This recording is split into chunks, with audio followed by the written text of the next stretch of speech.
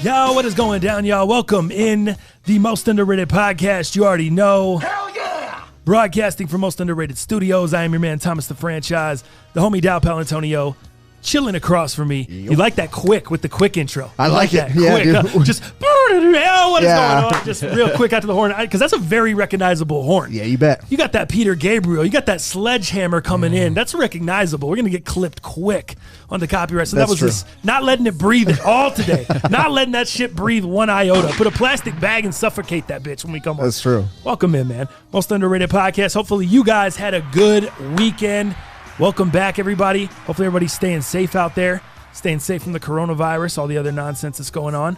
We'll talk a little bit about that. We have a trip we're trying to take next week, so we'll jump into that on the show today. Obviously, UFC, big card over the weekend. We will jump into that, dissect and recap UFC 248 from over the weekend.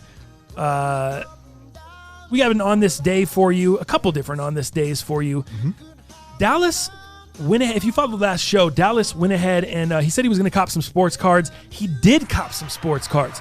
So he bought a pack of sports cards. He hasn't showed me. I don't know what's in it. I don't know what sport. I don't know anything. He's going to bust them out, and we're going to open them up on the show and see if we got some. What are they called? What are we looking for? I don't know. I would just call them winners. No, like what's the correct term? Like the grade and the percentage and the. I don't think he's got any of those. No, yeah, no, it's like the. No, in the box, you're looking for certain types of cards. What are those called? You just told me this morning, Dallas. You freaking kill me. You kill me. I'm already you kill out. me. I just want you to look at the box now, so I don't peek at the box, please. Oh, let's see. On this one, it's 2 rated rookie. Rated. Thank you. Rated. That's what I was looking for. Rated rookie. That's what I was looking for. So there's obviously not any rookie cards going to be worth shit. Rated rookie cards. These are the ones that are worth money. Yeah. So that's what you're trying to go for need there. So we're going to be going through those, setting that up. Jeez, that took a lot longer than I wanted. I'll shoot myself for that. Jeez, that's my fault. I thought I didn't have you prepped. I wasn't ready for that one. I thought we were doing some on the fly stuff. Yeah, a lot of stuff to get into today. Welcome everybody in the chat. Thank you guys for coming through as well. We got Danny B in there, T-Mobile, Anichoff, AP, Dalton. Let's see, Rocky Contreras. How you doing, Rock? Nick, what up, bro? How you doing? Two Fly, Daniel I, what up? Adam Woodall, what's going on, bro? Thank you to everybody that is clicking the thumbs up on your way in. If you're in the chat right now, if you just minimize that, click the thumbs up real quick. Come back to the cast. It helps us push our show out to more people. You know what I'm saying? And we need to be pushed out. That's the push out sound. We're trying to get pushed out to more people. I like it. There. Weekend, how was your weekend, bro? Weekend was sick, man. Actually, so Friday didn't do much. We were at the studio here getting some things ready. Some of our Supreme stuff, which we'll talk about, came in between that Thursday and Friday, so that's dope. Saturday, had a little love tank action. Had to fill up the love tank. Shit was running dry. Shit was empty. Shit was on fumes. Shit was no good. Okay. So, Robin, I don't know if you know this actually. So she was born and raised in Chicago, but I think she moved away when she was about 6 years old. Oh, I didn't know that. And has lived in Boulder, with her parents and family, throughout her whole adolescence, middle school, that whole thing. And then obviously went to school at, she was a Ram, so CSU, and then obviously has lived in Denver. So she went ahead and gave me a little tour, dude, of Boulder. Nice. So we were down there, and we did a whole day thing there. We went down to Pearl Street. Pearl Street Mall is the area where you have, like, basically 4 blocks shopping, of all the shops, stuff, all the restaurants, which is super cool. I haven't been there in years, bro. I haven't been up there in years in Boulder. I had only been to Boulder 2 or 3 times, dude, ever. I've been up here since 2000. Oh, really? 2001. And that was like my 3rd time, dude, going up there. I think one time I just went up to meet a homie for some shoes and went to the board shop down there, Satellite Board Shop. You and I don't go to Boulder. Took a trip to Boulder to get a pair of rollerblades used. Remember that? This does sound familiar. Dude, we drove to get rollerblades. Shed I'm pretty a little sure light that on was that. Boulder. We drove to pick up a pair of rollerblades. We were buying, like, used rollerblades. Like, we were getting, I don't know, I guess we're still into watching Brink? Yeah, Brink, Team X blades and shit. She's doing some soul grinds, some backside royales and shit. Alley-oop fish brains. Oh, yeah. I saw Teddy's on the skateboarding tip now. Maybe we should start getting on the rollerblading tip. There's a little controversy with that. What do you mean? We haven't seen Ted's face. Oh. We don't know. Is that what everyone's saying? We don't know. What do you think? No. Is he trolling? Is he trolling everyone? Because he posted I saw you post the picture of the Lakai shoes. Yeah. He posted the pair of Lakais on a skate deck. sure. Then all of a sudden you started seeing him pop up a couple videos. He does the drop in, him skating. Yeah, in the ramp, and then he does the little grind. Interesting. I haven't seen his face yet. Yeah, where's that training facility anyway? Yeah, invite me over. Let me come shred a little bit. I'm trying to take my BMX in there. Dude, we should go over there with some bikes. We should. Some rollerblading. Because I'm okay at rollerblading, more like the speed, the turns, that type of stuff. But tricks, I'm kind of out. Yeah, You're that dude. Right. BMX, whatever you want. Yeah, that'd be, dude, have him. Let's get it going. Hit him up. Anyway, that was the last time I went to Boulder. I think it was with you. To get blades. I forgot about that trip. I used to go a ton as a kid because I used to run the Boulder. Oh, did you? So I used to, with my aunt. She's a hardcore marathon runner. So I used to run with her as a young kid. Me and my friends would do it with her. And we used to go to Boulder so much. As I grew older and got in my teen years, I started to hate Boulder. Right. Because it was just nothing but like a bunch of hippie, stinky, no shoe wearing, no shirt wearing. Liberals. Yeah, super liberal. Yeah, like just not my, I don't know. Every time I felt like I was walking around Boulder, fools are just rolling with no shirt, no shoes, smelling like shit. I'd be standing here like trying to get a sandwich at the local deli or the sandwich shop, and then some hippie would just roll in, smell like shit. I'm like, I don't even want a sandwich. Smell like butt cheese, then you're not hungry. How are you allowing this guy in here? Like having a no shoot, no shirts, Jesus. No shirt, no shoes, no surfing. Sorry. What happened to that, bro? That sounds like a Kenny Chesney song. That is. I think it's no shirt. No shoes, no problem. I think something like that. Yeah. Anyways, you went to Boulder. It wasn't that bad this time, man. You know what you see here is, I mean, obviously it's still a little cold. Obviously it's still winter here, but a little colder in Boulder. It is a little colder in Boulder. But what we saw, but that's kind of why we went, dude. It was a 70-degree day this past Saturday here. Oh yeah, dude. I love the weather this weekend. Dude, I was enjoying it. I had shorts on. Oh, me too. The back of my calves, sunburned. What, dude, I got burnt on Saturday too. Got a little burned action, you know what I mean? Nice. Same thing, dude. My head got a little bit burnt. My legs got burnt. Same thing. Robin thinks I'm 10% hotter now. Nice. So that's the good news. Yeah, because you get a little sun, you get a little color. Oh, yeah. You're not quite Thomas the Tanchaz yet, but you're getting there. You're getting there. I'm not even close to Thomas the Tanchaz. You ain't TTT yet. That's true. But I don't know. Robin and I got our buzz on. We got some great food. We got some tacos, man, at a little Mexican joint down there. Nice. And then we went to Oscar Blues Brewery. To kind of end the whole thing. So, we got a little buzz, and Robin was just telling me that by the end of the night, she's like, man, I really enjoyed hanging out with you, babe. It was great. And I'm like, yeah, I really had a great time. I didn't fake the funk this time. I really enjoyed our time together, man, which is really cool because, we're into so many different things. Our hobbies include... So you're saying you're faking it sometimes? I wouldn't say that. I didn't fake the funk this time. Did you hear that? He's incriminating himself. I've never seen a guy telling himself more than Dallas. That's true. I haven't really had to fake it because I've just said no to a lot of things that I would do with her.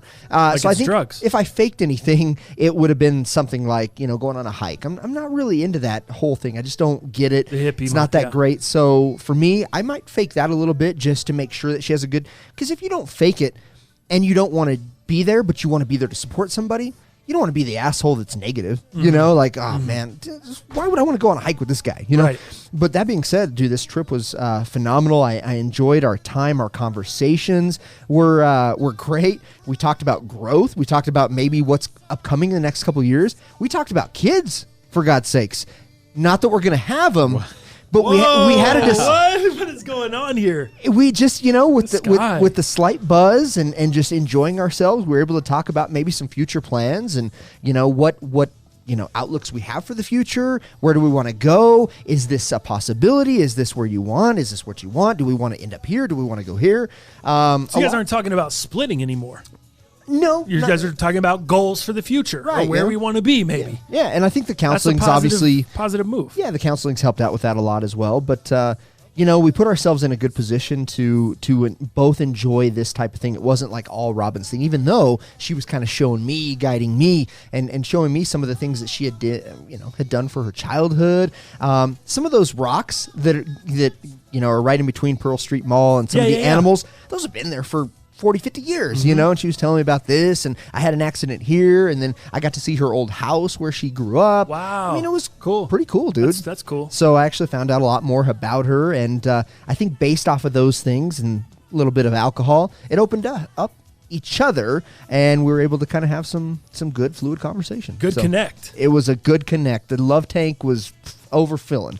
By the end of the night, when we were driving, dude, by the end of the night, she was like, oh my God, I forgot how cute you are. Whoa, really? She was busting out. Wow.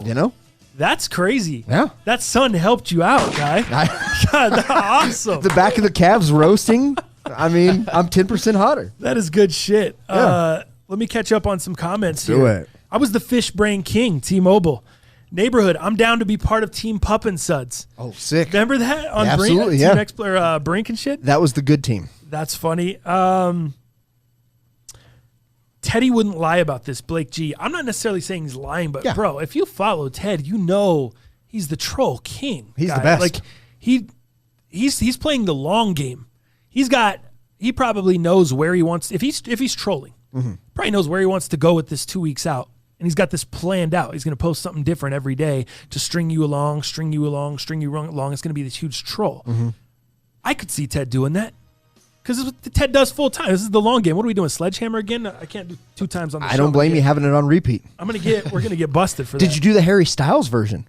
No, dude. You were telling me about that on Stern. And Dude, he was on it. Stern a couple days ago and did an epic cover of it. You know, I always know Harry Styles is the boy band guy. All of a sudden, he's breaking out Sledgehammer. He just recorded most of his album at Peter Gabriel's studio in London. And I didn't know that. So he brought that up on Stern. You know how Stern gets everything out of you, course, whether you want to say it or not, you yeah. know, and then you just have regrets afterwards. Yeah. But he performed with his little house band inside Howard's studio. Sounded so good, dude. Great voice. A whole new respect for that guy. Like a real kind of a raspy sound. Dude, it was on par with Peter Gabriel. Like the way he was dressed like grandma. Did you see it, dude? No, He had I didn't see his He had this attire. little collar on. He has a pearl necklace, and he's got like these weird Collar? Yeah, like a collared shirt that's like a grandma's collar on a collared like sweater. Okay. It was really strange. Pearl necklace. But you know what? He pulled it off, and he gets away with it. Pearl necklace. Now you get a shot for that. It Jesus. was a pearl necklace. Jesus. You want me to do? What do you want me to say? I know what you're saying there. Anyways, we got some super chat. Conley, Dow fakes it in the bedroom too. $2 in the super chat from Conley. Fake it to make it. $2 from my man Thomas Cervantes for Doghouse Dow. All right, Doghouse, no more Dow. Yeah, not Doghouse Dow this It's been weekend. incredible. John King, what up, folks? She was definitely drunk. Oh, haters. It's fine. All right, let me take the first shot here. Let's go, Dow. Oh, money. Dude, I was even restricted. I feel like I got a shooter sleeve on today. I'm a little restricted, baby. It helps. That was good shit. Call me the rubber band man. Straight cash, homie. I like it. I like it. Let me grab it for you. All right. Actually, you could do a balls back. You can shoot it again.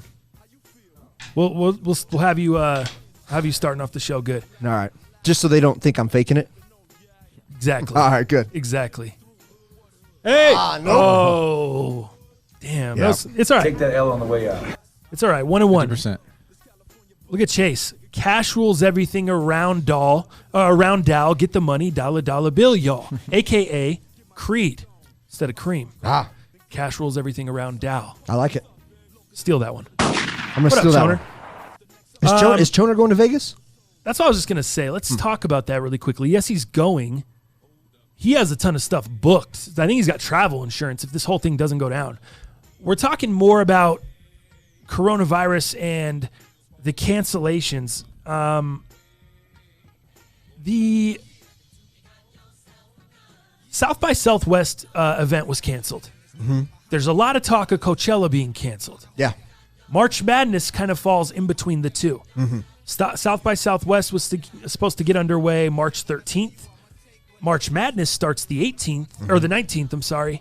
And then Coachella was at the beginning of April. Mm-hmm. What do you think we're going to see here? How do you think this is going to affect March Madness? Is this going to affect our Vegas tournament or our Vegas trip? You were saying earlier, like, dude, I can't deal with that. I need this. I need a vacation. I need this.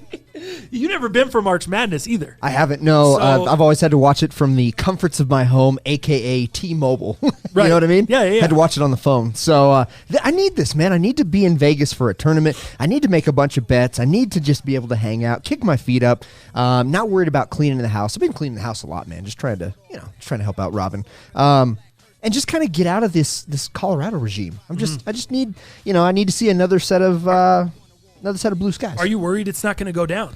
I'm not worried. The tournament's not going to go down. Now, I think, so let's talk about us going to Vegas. Are you still down? Because you're driving. Oh, I'm down. If March Madness doesn't get canceled, You still ready to go? if our room doesn't get canceled, if there's no issues or anything, I'm ready to go. But if there are some issues. Here's the thing. P hit me up. Okay. The homie Percy hit me up yesterday. He's like, bro, I'm just letting you know. The hotel sent me an email and said, hey, we're just letting you guys know to be on high alert. We may be canceling some reservations Wow. here within the upcoming months. I didn't get no email. So Some that- reservations. So are they like basing it on your location, where you're coming from? I or- don't know. There was no real specifics. He just said, hey, I'm just letting you know what I heard or what they sent me. And so that's all I know of it so far. But it makes me kind of nervous that are we still going to have a place to stay if the tournament's going down? If the tournament doesn't go down, like what's going to happen? I don't think they can cancel the whole tournament. Mm-hmm. I think they'll play the tournament in an empty gym before they cancel it. That's what I think. I mean, but at the same time, I don't know, dude. What does that do with the sponsorship dollars? What does that do with the revenue? How much is there lost revenue from the schools? How much revenue is generated by attendance? I don't know. The majority of it's probably broadcasting, no? Broadcasting and TV rights. I think that's why that's why you have to go through with it, Right. because those partnerships, those things. But are those TV partners like, whoa, we're not getting what we thought we were going to get as far as the presentation goes, because there's no fans in the audience. It's just like fools doing a shoot around in the gym. Yeah. It's all weird and quiet. You got broadcasters there.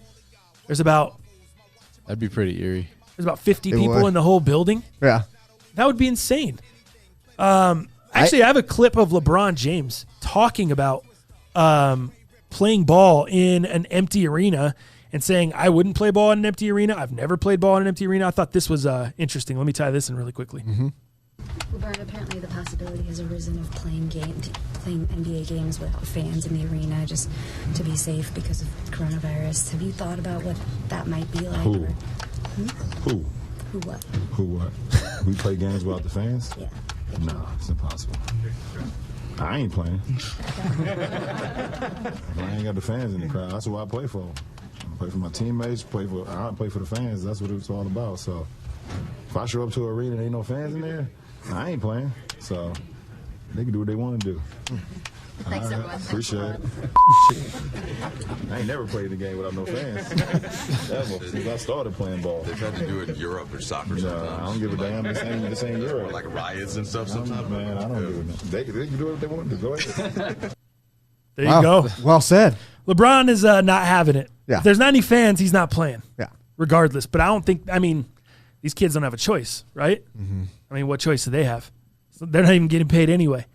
There's marching them out there. I guess you do have a choice. You could technically not go out there and not play if they're going to take LeBron's lead, but All right. I don't know if how likely that is. But very interesting to think about, man. And as we get, we're about a week and a half away here. Mm-hmm. A week and a couple days. Week and a couple days away from when we're supposed to leave. We're supposed to leave next Wednesday. And I'm a little bit nervous. I'm a little bit nervous with the hotel situation. I'm a little bit nervous with the tournament in general going down. What are some of the newest stuff you guys have heard on the virus or what stuff being shut down? Well, they're speculating about Coachella. I know we were talking about that this morning. Yeah. They're not sure yet, but a lot of people are saying it's possible Coachella gets canceled. But I think it's sold out already, so that's a lot of money they're going to be leaving on the table if they go back on that. But I don't know how you don't. All those people in one place, and there's food, they can go through and take the necessary precautions. But at the end of the day, you can't stop something like that from spreading amongst people in the crowd. And if it does spread as a result of that gathering, that's a big deal on Coachella's part. Yeah, you never know what might come out of Coachella, man. Usually it's herpes. Now, herpes in combination yeah. with the coronavirus. I'm just like worried about Dude, the stids. you could have a whole new strain of something really killer, you know what I mean? Right. Well, check this out. So I've got a little bit of information too. So Costco, they've made the news because obviously Sam's Club has as well, but there are obviously people buying bulk, and the soaps and the toilet paper. So the toilet paper thing is crazy to me.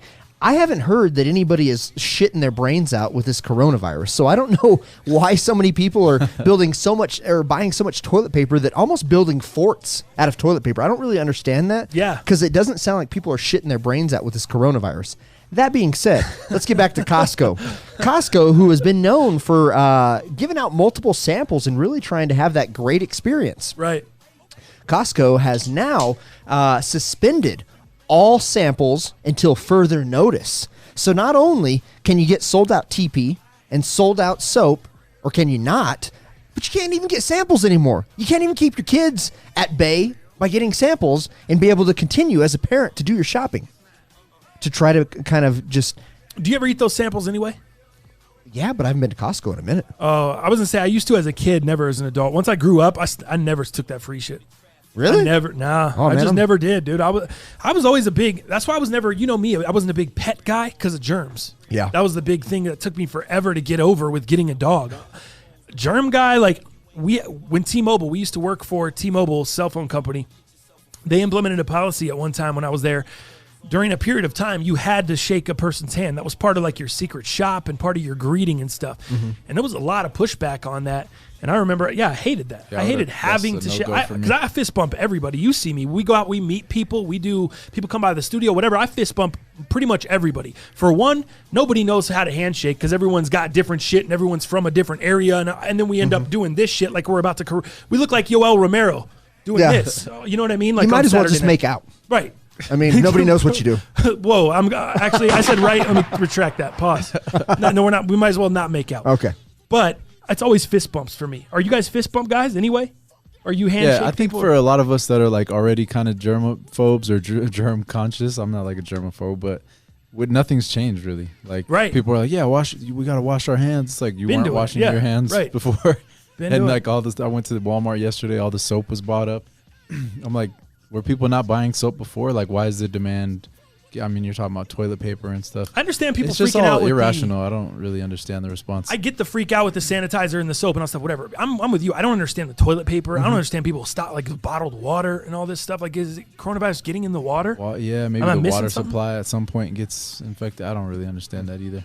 We have our own water filtration system that we use. I don't know. So you guys got a well back out back, don't you? You just pump your own. You're pumping your own shit in from a well. So, European filters in it before obviously Europe got the coronavirus. So yeah, it's crazy, man. So check this out. There's more information with this coronavirus that I feel is really crazy. So Washington D.C.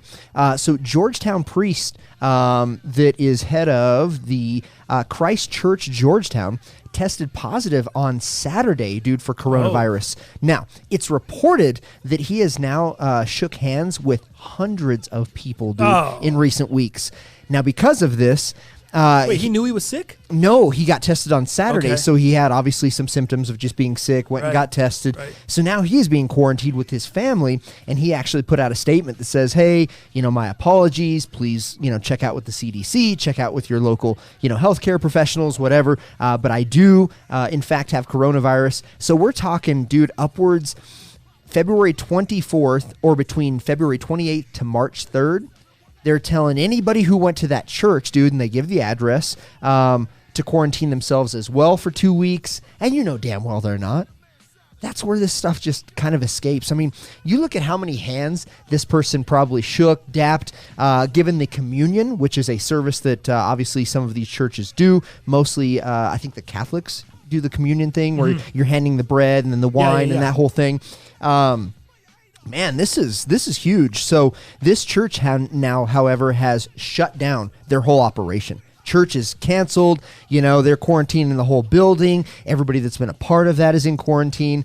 So you look at something like that, dude, the expansion of coronavirus. I mean, you can just multiply that by hundreds. Just from a couple of events, attending something that you think is really good, something that you need, as basic as church. That's wild, dude.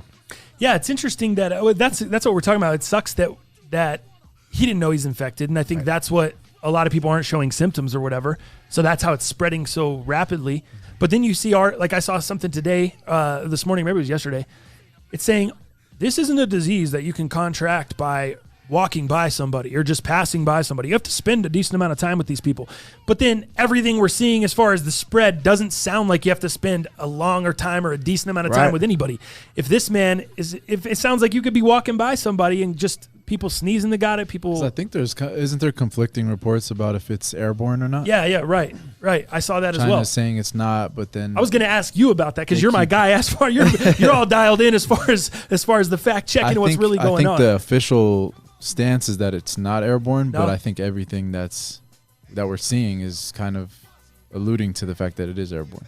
Like there was a dude that had like a full hazmat suit on that was testing patients coming in, I think at the airport, one of the airports, and he somehow contracted it. And it's like, well, how? Like it's got to be airborne. Maybe his ears were exposed, his eyes. Like I don't know, but everything's pointing to the fact that it's airborne. But I think the official stance is that it's not so far.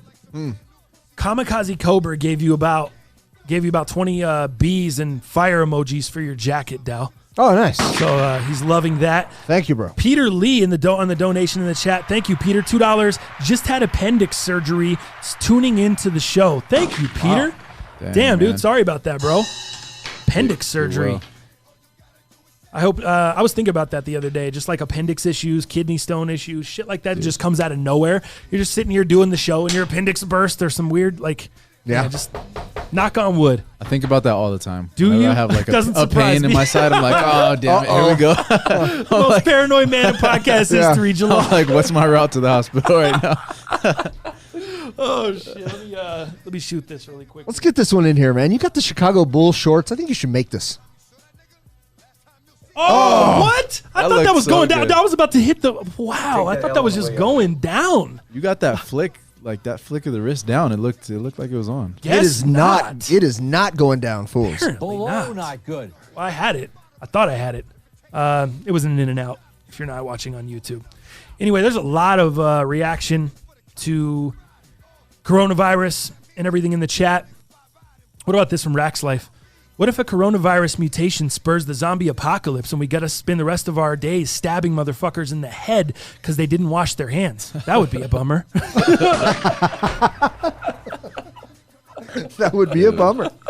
Agreed, Rack. Yeah. Agreed, Rack. No doubt. That'd be a bummer, bro. Oh, funny as hell.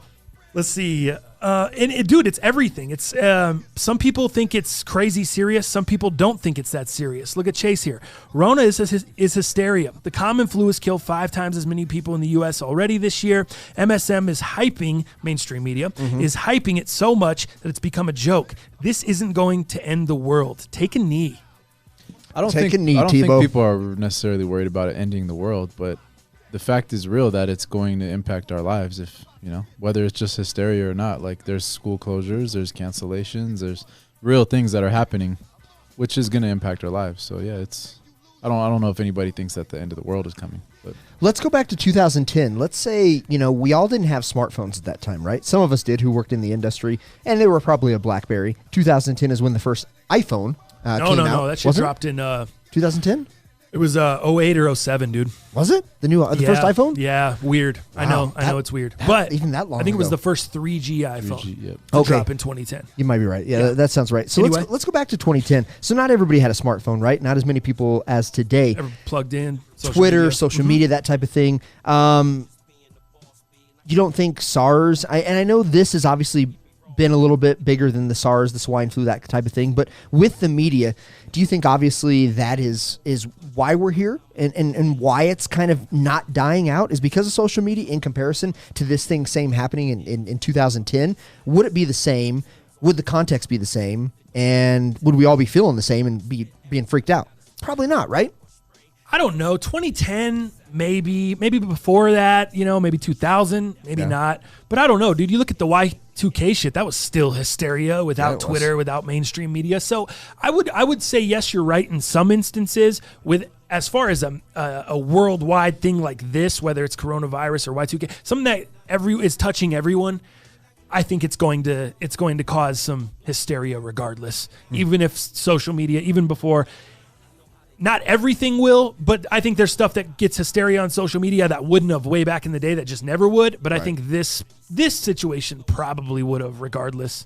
I don't know. I just trying to think back to, like I said, Y2K stuff and even September 11, 2001, certain instances and things that had happened and how they switched everyone's thinking and patterns for a little bit.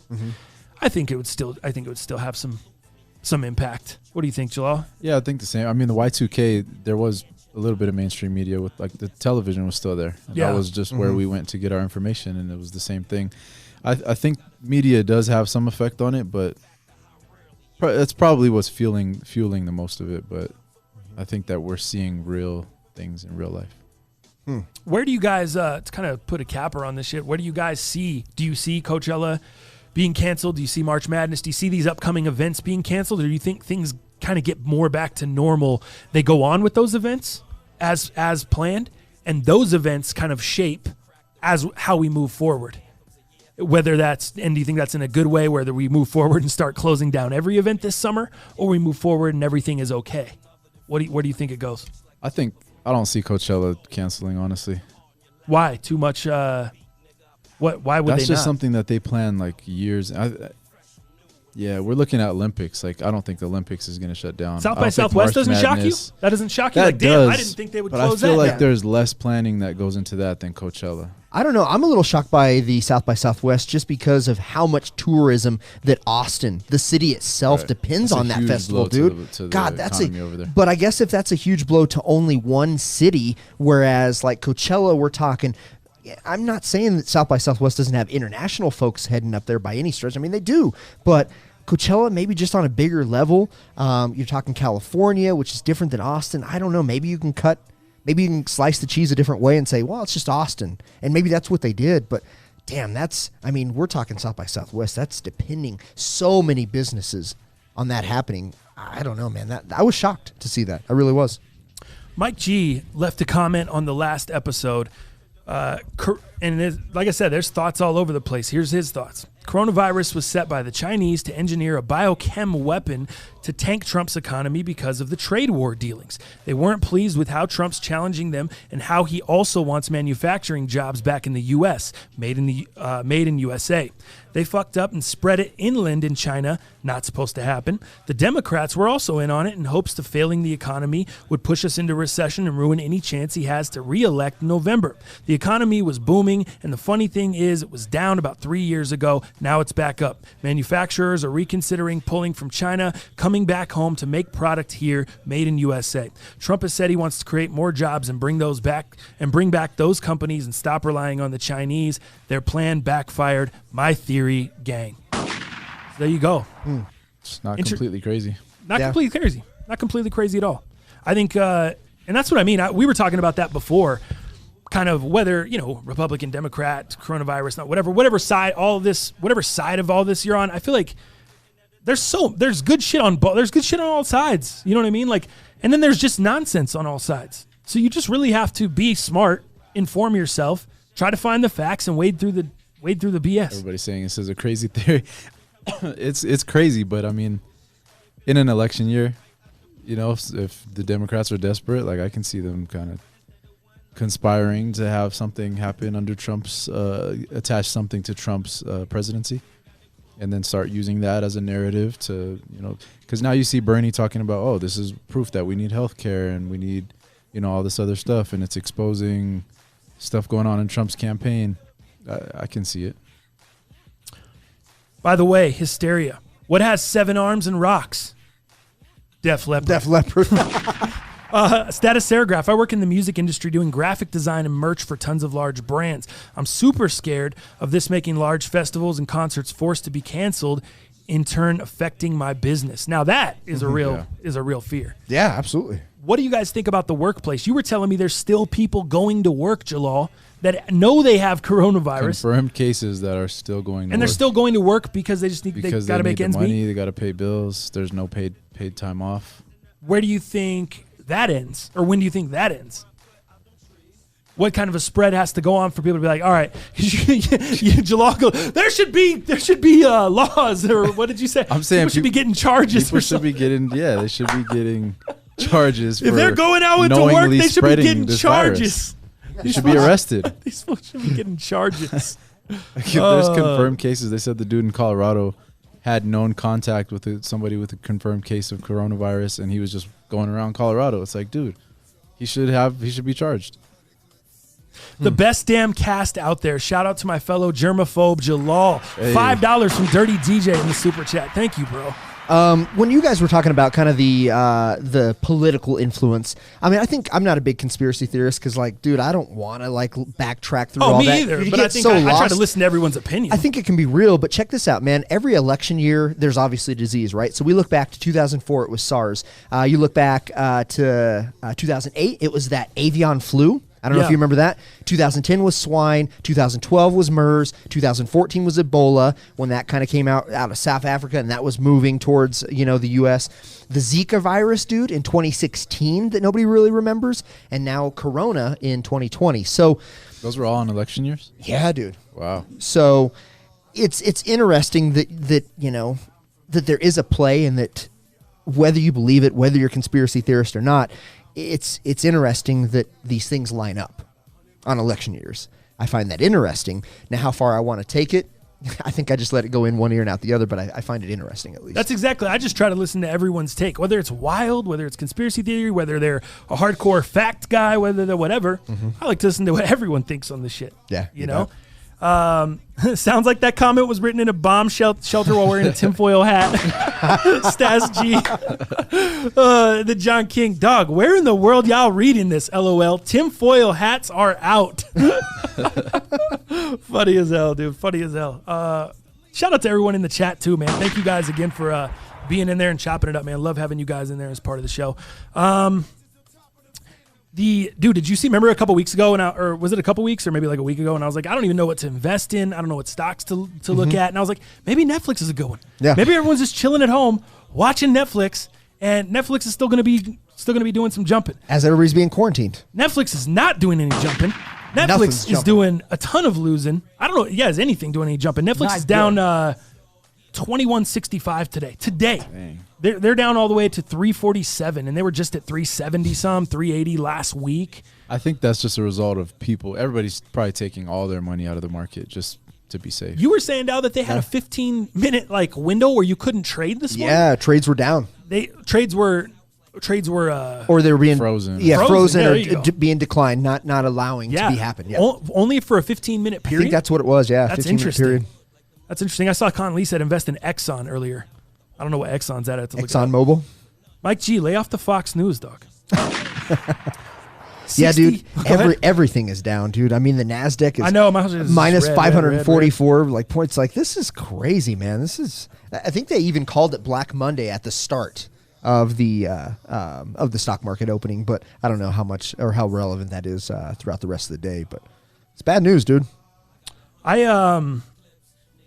John King, 60 watching, but ain't 60 likes. I'm lost again. Love that. Oh man, John King. Let's do this, Dal. Let's go into some UFC 248. Let's talk about the fights this weekend. Let's talk about the card. In the future, this is what I'm working on for you guys. I'm just going to set this up and let you know. We're going to start having, just because we host this as more like a morning show, like more like a regular radio show. I am not an expert. I don't claim to be an expert. I'm here to entertain you guys. I'm here to bring you guys entertainment, information, and good content. I want to start having people on from different writers, different shows, different, an MMA, if there's an MMA podcast that you listen to that the guys do a great job, send it to me. If there's an NFL podcast, a baseball podcast, a basketball show, a basketball writer that you follow, someone on Twitter, you want to connect me in any way on social media with these people so I can start building a bench and a roster, so I can start reaching out to these cats to have different cats on the show to preview events coming up or to break down events coming after, because I want to make sure we're giving you guys the most solid, I want to make sure our shit's as solid as possible for you guys. And so if you have any recommendations, great. I already have some people I'm working with currently, but like I said, we're trying to build a bench. That being said, UFC this weekend. Did you watch the entire fight card? Did you watch the whole fight? Did you go to the bar? I wasn't able to watch much of it, like as much as I would like to of the main card, because obviously I was driving back from Boulder with Robin. So on our physical date that we had. So did I watch? I watched obviously the lightweight between Dia Rush and Close, and then the women's strawweight, obviously, which is again one of the best fights of all time, and then obviously the main card. So I was pretty locked in on the main card for the most part. What did? Let's just start with the main card. I thought was incredible, and I actually tweeted it out. I was like, wow, this is such a good card. Hashtag UFC 248, excited. That was right after the women's fight. Oh, yeah. Then the main event went off, and I just looked like a moron. I just looked like. Did you see the tweet? Did you see? I responded to my own tweet with the guy rolling himself down in the chair like this, out of the way. Yeah, because I was like, I felt like, bro. You know what I felt like? I felt like the heads of head executives at Nike when Zion blew out his shoe. They were like, yeah, let's go Zion. Zion's going to come to Nike. And then he blew out his shoe and everyone was like, whoop. Yeah, just like freaking the hell out. That's exactly what I felt like. I was like, oh, this card is sick, man. This is fire. I go out on limb, thinking the main event is just going to be a banger. And it's one of the worst main events we've ever seen. Absolutely. And we'll get into that. But let's start here. Your boy got some. I hit up my man, Ed. Okay. Ed, where is some value here? Okay. I send him the main card. He sends me back, nah, no value. I hit up my boy Knuckles, Josh Knuckles. This is a guy that knows some shit too. I hit up Knuckles and I'm like, any value here? He goes, yeah. Take on Magny was plus 140. Neil Magny. He's like, take Neil Magny plus 140. Take how do you say her name? Wei Li. How do you say her first name? Zhang Wei Li. Zhang Wei Li. Take her and take Adesanya. So I did. Put 3 straight up bets in.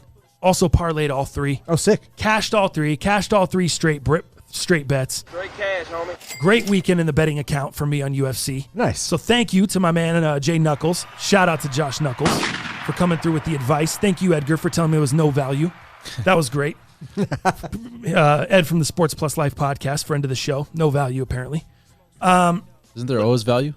Not always. Some type of perspective. Not always, but dude, that Magny was plus 140. And dude, after you heard, I don't know if you paid attention to the audio, Joe Rogan said it multiple times during the Neil Magny Li Jilang fight that I don't know why Lee is favored by so much. This fight should have been more of a even fight. And he even said, again, later on in the fight, hey, if you odds makers need help, I told you guys I'm not sure why this fight's so close. If you guys need help, I tell these guys, give me a call from time to time. Yeah, that was sick. I actually saw that. Yeah. And I was like, damn, I'm so happy I reached out to Knuckles because he clearly thought the same thing Joe Rogan thought, which was that Neil Magny had the advantage, and he beat the shit out of him. He sure did. He beat the shit out of him. So Neil Magny wins that fight. I cash 140 on the 100. Very excited. Then we move up. I didn't have any money on this fight, so I wasn't paying as close of attention. But, man, I'm so glad. I told my girl, I was like, hey, maybe we can watch something else real quick while this is going on. And I'm so glad I didn't flip it off. Oh, dude. I don't even know how to say. I know it's close. I just call him Beneil. I say him Beneil. Uh-huh. Dude, I thought he was toast. I thought Beneil was toast during that fight. And then did you see the way he just came back and he almost was like zombie punching him, just like staggering forward, but he still had a good amount of power behind his punches. And it looked like Close just thought he was done. It looked like he was like, oh, cool, I'm about to finish him right now. He looks weak. I'm just going to tee off on him. And it looked like he was trying to almost do a little Anderson Silva type of show, like give him a little bit. And then all of a sudden, dude, he just started getting blasted with punches. And before you knew it, he was knocked out. Yeah, it was almost like it didn't look like he was getting gassed, but because he put on that show, I think he just overlooked That's what something. It looked like, yeah, right? And I was confused, and all of a sudden he's getting his ass whooped. Yeah, it was crazy. So that fight, that one was crazy to me, then which set up one of the all-time wars, dude. Yeah. All-time wars between Zhang Wei Li and Joanna, I think it's Jędrzejczyk? Jurczyk. I just say Jurczyk. I think it's Jędrzejczyk. But I don't know. That's what they were saying on the... jerk chicken. Jerk chicken. Hey, man, I've never jerked my chicken, man. Stupid. So that went 5 rounds, an absolute war. Oh, man. Dana White was asked if it was one of the best women's fights he's ever seen, and he was just like, one of the best fights I've seen, period. Yeah, it's not even about men and women at this point. It's just about, that was one of the greatest fights of all time. That was crazy. He actually has some thoughts on running that fight back as well between the women. Would you like to see them run that one back? I don't know who else is in that division. I don't follow that division heavy. Same. But here's what he said about running it back. Did you see what those 2 girls look like after that fight, man? They're both in the hospital right now. They did not go to a press conference. They did not talk to press. They both went straight to the hospital. They need to go home, take time, heal up, and everything else before I even mention a fight with either one of them again, you know? Nice. The last Did you you didn't see it, Jalal. Did you see the photos at all? No, I saw it, dude. Oh, you watched the fight too? Yeah. I didn't know you. Did you guys watch it on Buff Streams? Yeah. Or what'd you guys do? Sure did. Allegedly. But hey, I allegedly. mean, yeah, I think so. Allegedly. Not snitching on I know. myself. We're gonna get that shit shut down. I've been putting out too much info over here. Everyone's thanking us on social media and stuff, dragging it back to us. We're just incriminating ourselves. Just looking terrible. I don't know if you recognize any of the names. Jessica Andrade, Rose Namajunas. Those are like the top of the strawweight division. Yeah, Rose is really fallen off. She's like super tiny, super young, but she has a fight upcoming here pretty soon. So we're going to see if she can kind of get back on the win trail. So I'm definitely familiar with Rose for sure. Did you think at any point throughout that fight that someone was going to get knocked out? Especially Joanna with that big dude. It looked like she was wearing a helmet. Alien head. Yeah, her head was. It looked like it was going to pop out of her That skin. before and after is crazy. Yeah. Dude, have you seen that movie, The Mask, aka Elephant Man? Oh yeah, with Cher. Oh yes. Cher was his mother. Mother, yep. Yeah. Dude, have you look that up, bro? Look up Elephant Man or The Mask or something. Look up that guy. The Mask, the original, It's not the Jim Carrey Jim mask. Carrey. That guy, bro, Oh my god. is how she looked I would agree. after the fight. Can you put that on the screen, Jalal? Is that possible or no? Is it? Yeah, it's You know- possible. I'm just. You know who I'm talking about? You know which guy I'm talking I about? think it's Carrot Top's cousin. They Yeah, he brought has up orange the hair. mask, Rocky. Yeah, Rocky. Rocky. Yeah. Gosh, I forgot That's who about it is? that. Yeah, Yeah, Oh my bro. God, that's bad. that's the one. Put it up on the screen really quickly. Let's, dude. That's exact. If you saw her face, that's my girlfriend said that to me too. She was like, "This is exactly who this guy." Your girlfriend knew about The Mask. Yeah, she knew. I was surprised by that too. That's an old movie. I know. I was very surprised by that. All right, wait. Your lady's got the history. While he's pulling that up. There you go. Oh, there you go. Yeah, dude. Tell me that didn't look. No, I'm not talking That's about like hair. the whole face. Bro. Hers was more just the forehead, but this is like a whole face is swollen. That's probably what she's looking like today. Probably. 2 days after the swelling and shit really sets in, maybe yesterday. Maybe it started to go down. Maybe they got ice on her. Like you said, man, tough way to make a living. Tough way to make a living. But, dude, could you ask for anything more on the eve of International Women's Day? I know, that's Holy true. shit. Yeah. Those are two of the strongest women I've ever seen in my life. I thought for sure there's no way they can probably from the second round on. I was like, there's no way this is going 5. We're taking each of these women taking this amount of punishment and these shots. Someone is going to go out. How did neither of those women just go? And it's not like they didn't have power behind the shots they were throwing. Look at them. And like Dana said, they were in the hospital. Isn't it crazy that nobody went out in that fight? No one got knocked out. What did you think at the end? Did you agree with the decision? Who did you think was going to get it? What did you think? Yeah, I mean, when you've got the belt, I saw a like, couple fighters disagree. yeah, when you've got the belt, like I said, you really got to come after it. And I think Zhang did a great job, just kind of holding up to her end. And but man, God, you could argue it with Joanna, man. She really, I mean, those turnaround elbows, dude, that Joanna was unleashing were awfully crazy, man. This scared the shit out of me. And I'm watching on the TV. So you could say that, they both sustained a shitload of damage, and you could argue either side. But I think, the one that had the belt going into it kept the belt. I think she did enough to keep the belt. I really do. Let's move on to the main event. This was a huge. I mean, there was a lot of hype going into this. This was a huge So much. disappointment for everyone involved. Right. Dana White. Let's just play some of his comments talking about the main event, and then we can kind of react. And let me turn down my music here. Kind of react and go from there. But here's him talking about being shocked that Yoel didn't push forward a little bit more, considering he's 42 years old and he's not in a title fight every week. Or, I mean, he's not getting title fights handed to him all the times, and he's old as shit. Here we go. What I was saying is I'm shocked that Romero knew this was his last opportunity at a world championship. I thought he was going to come out like a bat out of hell, put tons of pressure on him, shoot takedowns, go for, try to knock him out. He did literally none of that.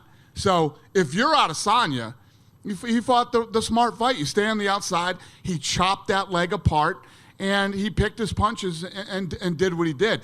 Romero did a lot of moving around and acting like I'm trying to fight, but he never really did.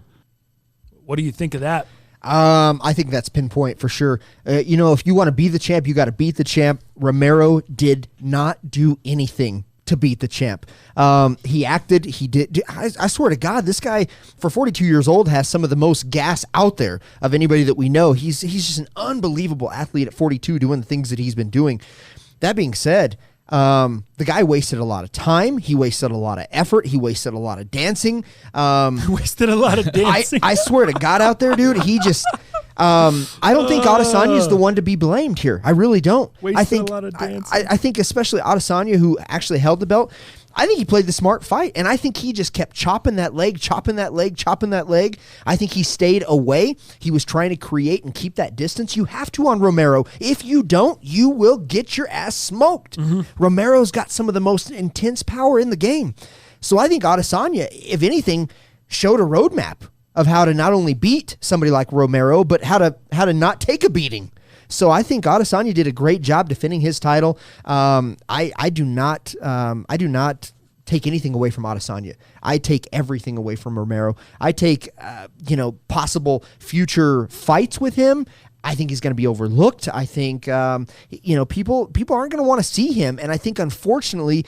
At that age, too, what more do you have to bring, bro? That was it. That was the shot. This is your chance to not only win the title, but have a few years to defend the title. Solidify your spot in the sport, and that's how you come out on the biggest stage. I completely agree with you. I take nothing away from Isreal. Yeah. I take everything away from Yoel. That was embarrassing. You're supposed to go in there and take the belt from the champ. It's not the champ's job to take the belt from you. You don't have a belt. It's their job to defend, to do everything they can to keep the belt. And that's why I hated George St. Pierre for years, because he laid on fools and he just grappled and he laid on everybody. But guess what? Nobody could beat him. No one could figure out his strategy. I thought he was the most boring fighter in UFC at the time, of all time at the time. George St. Pierre, I hated that guy, but I could not deny that no one could beat him. No one could figure him out. That's true. No one could go take the belt from him. Yoel needed to do that. You can't, and then to come out with all the pussy comments after the fight of he was running away. So Romero basically did nothing. The people paid for the fight. Right. They paid for the fight. He did nothing the entire fight, and then he wanted to fight the last minute in round 5 and get all pumped up and get all excited, and then he wants to blame. That was some of the worst shit I had seen. Some of the worst shit I had seen. I was waiting for like a takedown or something at the end. Like he was going out after him. Isreal kept slipping up, and I was just waiting for him to like go at him. Like, you got 40 seconds left. Go make something happen. And he just didn't make a move. It was bad, man. It was embarrassing. Here's Adesanya in the ring with Joe Rogan after the fight. For some reason, these fans are booing him. I don't understand that. Let's let it settle. A difficult fight. An odd fight. It was a hard fight, but cliche, I did what I had to do. You can see he's going to be limping after this. Look at his leg. Look at his leg. I f***ed his leg up. He touched me in the first round. That was the hardest shot he could land on me. And after that, I knew, okay, I can take his best shot. So I did what I had to do and picked him apart. The legs don't lie. I f***ed his leg up. He was trying to do all the stuff to play it off, but I did what I had to do. He's absolutely right. And then you saw Yoel. I don't know if you guys caught it at the press conference, but they asked Yoel a question about how his leg was and messed up. He's like, oh, I'm not messed up. He basically was like, I'm not messed up. And he stood up and he started doing this little salsa dance. Doing this whole thing. It's like, dude, this is exactly why like you didn't go do what you were supposed to do in the ring. Like it was all this BS. It's all this nonsense. You did all this hand motioning and bullshit in the ring, and then you continued the bullshit at the press conference. Like, stop. Just stop. Yeah. It was embarrassing, bro. Like, I don't think I've ever gone into a fight more. I didn't necessarily want Yoel to beat the shit out of him, but I was a fan of Yoel. I don't think I've ever gone in a fight, a fan of a guy, and been so flipped and never care about seeing the guy fight again that quickly. I don't think I've ever done that. I just lost so much respect from everything in the fight and then after the fight, the post-fight press conference. He literally turned into the heel. Yes, dude. Yes, he flipped me. He did a crazy heel turn. Exactly. Dow, way to get your wrestling shit up. Got it, your man. wrestling vernacular. I'm trying. Nice. He did a heel turn, bro. He did a heel turn. I didn't watch this Sunday's escapade, unfortunately. So, I didn't either. I'm not up on it yet. No. Oh, I was too much shit to do. But yeah, dude, he did a freaking heel turn. He did a classic heel turn. You got me out here sounding like Kais with freaking. He did a classic. He did a classic heel turn. Let's hear. I have another clip of Adesanya talking backstage about the fight. Normally the vibe is very different backstage. Yeah. I just want to know how you're feeling right now. It's perspective for real, to be honest, because after the fight, I was really frustrated that my dance partner didn't want to dance. You look at a guy like Kelvin Gastelum, he brought the fight. Robert Whittaker, he brought the fight. It takes two to tango, so if I'm trying to fight and you're just standing there going, come on, come on, come on, that's silly. I mean, I took his best shot in the first round. That might be the only round I gave him. And you look, he has a good poker face. He's playing like, oh yeah, I'm not hurt, but the legs didn't lie. I f***ed his legs up. I touched him up. I cut him. Just a little graze, but yeah, I've never been in a boring fight. I don't want to say it's boring, but for me, I was expecting more of a fight from him. Even in the fifth round, I was like, okay, cool. He's coming desperate. He's gonna come desperate now. He's gonna bring the fight, and I'm just like, I'm waiting for this surge of something. But yeah, it takes two to tango. But I was the only one willing to dance. There you go, dude. Look at that, bro. Look at that. I kind of agree. I think that's like how we all kind of feel. I agree with him. bit. I mean, it's like, dude, you're the challenger. Go. If he's standing there, he can stand there. He could walk in the cage, not throw a single punch. If you don't throw a single punch, he's still going to walk out the champ. If you guys both walked in and nobody threw a punch, he'd walk out the champ. So what do you need to do, Yoel? I don't understand. Like, who's training that guy? Yeah. What was that strategy? I just didn't understand the strategy. That's all. And I'm a fan. I'm a fan of that guy. And that's why I don't lose respect for Adesanya, like you said, because it's not like we don't know he can't fight. We fought Robert Whittaker, and Robert Whittaker took the fight to him. Oh, yeah, he did. And he backed it up, dude. And he got his ass beaten that fight, and he still came out victorious. Even Gastelum took the fight to him, just like he said. It's interesting to me. Let me finish up here with Dana White. Have you had a chance to talk to Yoel, and did he say anything to you afterward? No, I didn't talk to him. Do you have any thought on like what would possess a guy at 42 years old, knowing how many title fights he's had, to fight that way? Right from the belt, Shaking his head. Came out and just stood there with his hands up. Right. Makes absolutely no sense whatsoever. I thought he was going to come out like a madman. Everyone You were pretty pissed off in Abu Dhabi after the Anderson Silva Demian Maia fight. Was your level of disappointment the same with this one as you were after that? Yeah, this was a terrible fight. I mean, if you look at the UFC as a whole, for as long as we've been doing it, you can literally put in one hand shitty fights that we've done. You know what I mean? And it takes two to fight, man. If somebody goes out there and doesn't want to engage and doesn't want to fight, and if you're a guy like if you're a guy like Adesanya, you know, he's got so much more on the line. If this is the way the guy's acting, he's going to stay back and he's going to pick him apart the way that he did. You know, that leg was destroyed.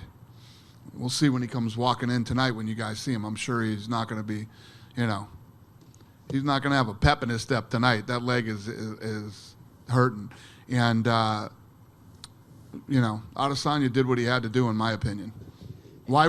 Almost echoing the same sentiment there. Yeah. That we all felt. I think Yoel's the only one that really feels like a victim here.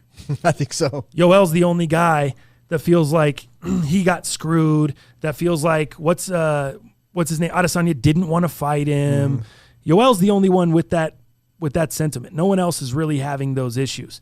Well, after the fight, did you see that your boy Paulo Costa tried to jump the railing, the little railing, yeah, and get in the cage, and he basically is calling Israel Adesanya everything under the sun, and he actually got removed from the fight. He did. Here's Dana White talking about that. Acting too crazy. Costa was back here earlier tonight, and he said that he thought the tentative plan was July 11th for that fight. Yeah. He's got to calm down. I want to hear from a doctor. Again, they told me that he went crazy tonight and jumped over the gate and was going crazy. We threw him out. You know, and I just had to calm those guys down in the back. You know, he wants this fight so bad. When he's healthy and a doctor calls me and tells me, not his like friend from Brazil, when a doctor calls me and tells me that he's healthy, we'll make this fight. This is the fight to make. This is the fight that I want to see. And I guarantee you, when that fight happens, you'll hear me going crazy about that one. That fight's going to be ridiculous because Paulo Costa will move forward. He will not stop punching. He's going to throw big shots and try to knock him out, and Israel will fight. Nice. There you go. So that he said that he's had an issue with Costa trying to get healthy through medical. I've heard this before, and now he is saying here, admitting in the press conference, Costa had one of his family members call and basically try to act like a doctor to get clearance to be able to fight. That's crazy. So that's what Dana White is referring to there when he says, as soon as he gets a real doctor to call me up and not one of his people from Brazil, then we can talk about him fighting. We need a real evaluation. But until then, him jumping out of the stands, jumping over the thing, trying to get in a cage doesn't bode well. Doesn't bode well when you don't even have a contracted fight coming up. No one even knows if you're healthy enough to fight. So just stop it. That's what Dana White basically was saying. I like it. Get out of here. I'm here for it. Get out of here. But I agree. I think that is going to be the fight that everyone is looking for. Yeah. I think that's going to be the one where Adesanya really gets tested, really has, I want to say some issues, but the test is there. Paul is going to have to lose some weight, dude. Well, that fool looked like he about 240 pounds. Well, he's been injured. That's what I'm saying. He's been injured. He's clearly not ready to go, but he did beat Yoel. If you remember that fight, they went to, I think, February of last year. That was a great fight. Unanimous decision, and he beat him there. But that was awesome. I thought that's what a lot of us expected to see on Saturday. It's what we wanted. That's why it's so disappointing. Well, did you hear about the other controversy after the fight? No. So, are you familiar with Brian Ortega, the fighter? Yeah, of course, yeah. Sponsored by Modelo, kind of the face of Modelo beer, right? Mm-hmm. And then you also have the Korean zombie dude, Chan Sung Jung. So they also call him the Korean zombie. Well, that being said, so this is interesting. So the post the fight, obviously of 248, Brian Ortega actually comes up to Jay Park. Now, Jay Park is a well-known Korean rapper, but he's also a close friend, dude, to the Korean zombie. Now, this is where it gets interesting. Wait. I heard Dana White talking about this. Before you lay out the story, let me play what Dana White said, because you're actually giving more detail than he even I can get you some detail. Yeah, let me play this really quick. Shit going on tonight. It was weird. Oops.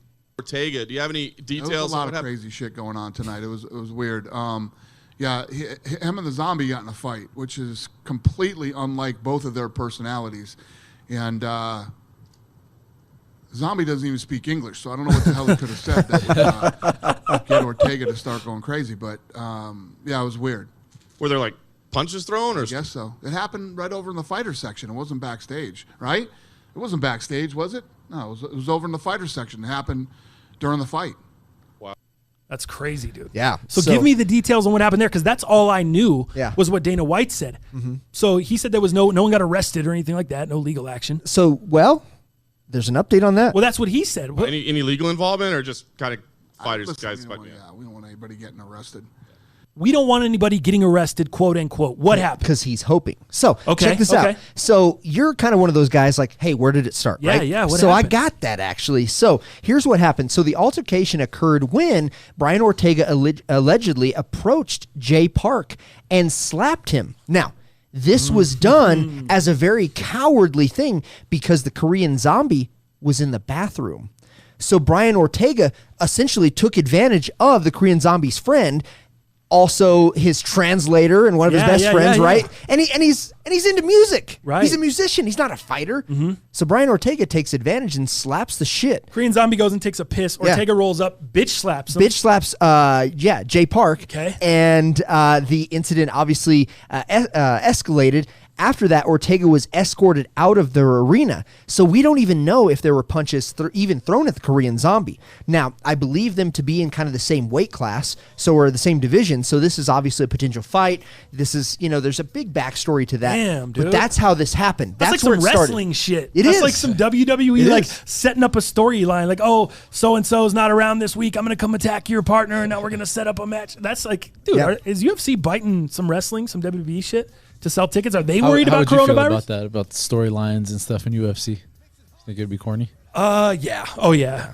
I mean, there is to some extent, but I feel like they're trying to do it just in a more real way. Yeah. I think so. Where it's not like scripted. And I don't mind it. That's interesting. I don't mind it a little bit. So check this out. So according to the Korean Zombies manager, Iridium sports agency Jason House, a police report was filed following the alleged incident. In a statement to MMA Junkie on Sunday, House said UFC officials specifically told both parties to behave themselves during the event. Only one team obliged, House said. He praised his client's class in dealing with this issue. Both teams were contacted prior to last night's event and were asked by the UFC to be respectful, no confrontations. Our teams respected the UFC's request, maintained our professionalism throughout the night. Police reports were filed immediately after the incident occurred, and now it's a matter for law enforcement officials to handle. Korean Zombie has always been a class act and will continue to be. Our objective remains the same, to put ourselves in the best position inside and outside the cage to become the featherweight champion this year. So that's where we're at so far. Yeah. So Dana White was wishing and hoping that we could just kind of sweep this under the rug. Right. But it sounds like the Korean Zombie and his team did go ahead and file some charges. So we'll see kind of what pans out of this. Well, like you said, Homeboy's not a fighter, dude. Right. He's a rapper. Takes advantage of his rapper translator buddy. Ortega, well, he's taking a shit. Well, it's just some bitch shit. Anyway, you're a fighter, dude. You get paid a ton of money to professionally knock fools out. And you're going to go bitch slap somebody. I don't care if it was a slap. I don't care what it was, dog. Right. Like, that's one of the first things they teach you as a martial artist, as a mixed martial artist. Like, the first shit you learn in any form is like your hands are deadly weapons. Yes. You're not supposed to use this shit. Like, I remember that from 4 years old. You know what I mean? I remember, has this fool ever seen Karate Kid? Ortega, what are you doing, guy? Like, I would file charges too. That guy's not a fighter. Right. Anyone that thinks that's some bitch shit, whatever. I didn't sign up to fucking fight, bro. Like, I'm standing here and then I come up and get cracked in the head or slapped in the face. Get out of here. Yeah. Fuck you. Give me some of that money on your way out too. Yeah. Take that L on the way out. It's true. I'm with it. I'm with it too. I don't get paid for that, dude. Get out of here. Just because I hang out with a guy that does. Stop it. All right, let's do this. Let's put a capper on that, and we'll jump into a little bit of On This Day, brought to you by Fortify Luxury Tattoo Aftercare. You guys have heard me talking about the CBD Tattoo Aftercare, Fortify Luxury Tattoo Aftercare here, and we are about to offer a ridiculous giveaway. Oh, wait, what happened? Oh, take that L. Take that L on the way That's out. for you, Jalal. That's my L. But Fortify Tattoo Aftercare, we have a crazy giveaway that we're going to announce on Thursday, and I'm pumped about it, dude. It's a tattoo giveaway. I'll announce all the details on Thursday. It's going to be super sick. If you're into tattoos, this is something you want to be a part of, man. My guy Chris Roberts is one of the sickest, and this is the sickest CBD tattoo aftercare product. Check it out at fortifytattooaftercare.com. Use the code MUP10 to save 10% off your order. Have you been searching for a better way to heal and protect your tattoos? Look no further than CBD-infused Fortify Luxury Tattoo Aftercare. Our products are all natural and infused with the highest quality Colorado-grown CBD. Clients love Fortify because it reduces redness, inflammation, and helps their tattoo heal properly. Artists love it because it's perfect to use throughout the entire tattoo process, as the vitamin E and CBD assist with glide without ruining stencils or clogging tubes. Visit FortifyTattooAftercare.com to learn more and to purchase yours today. Also use the code MUP10 to save 10% off your order.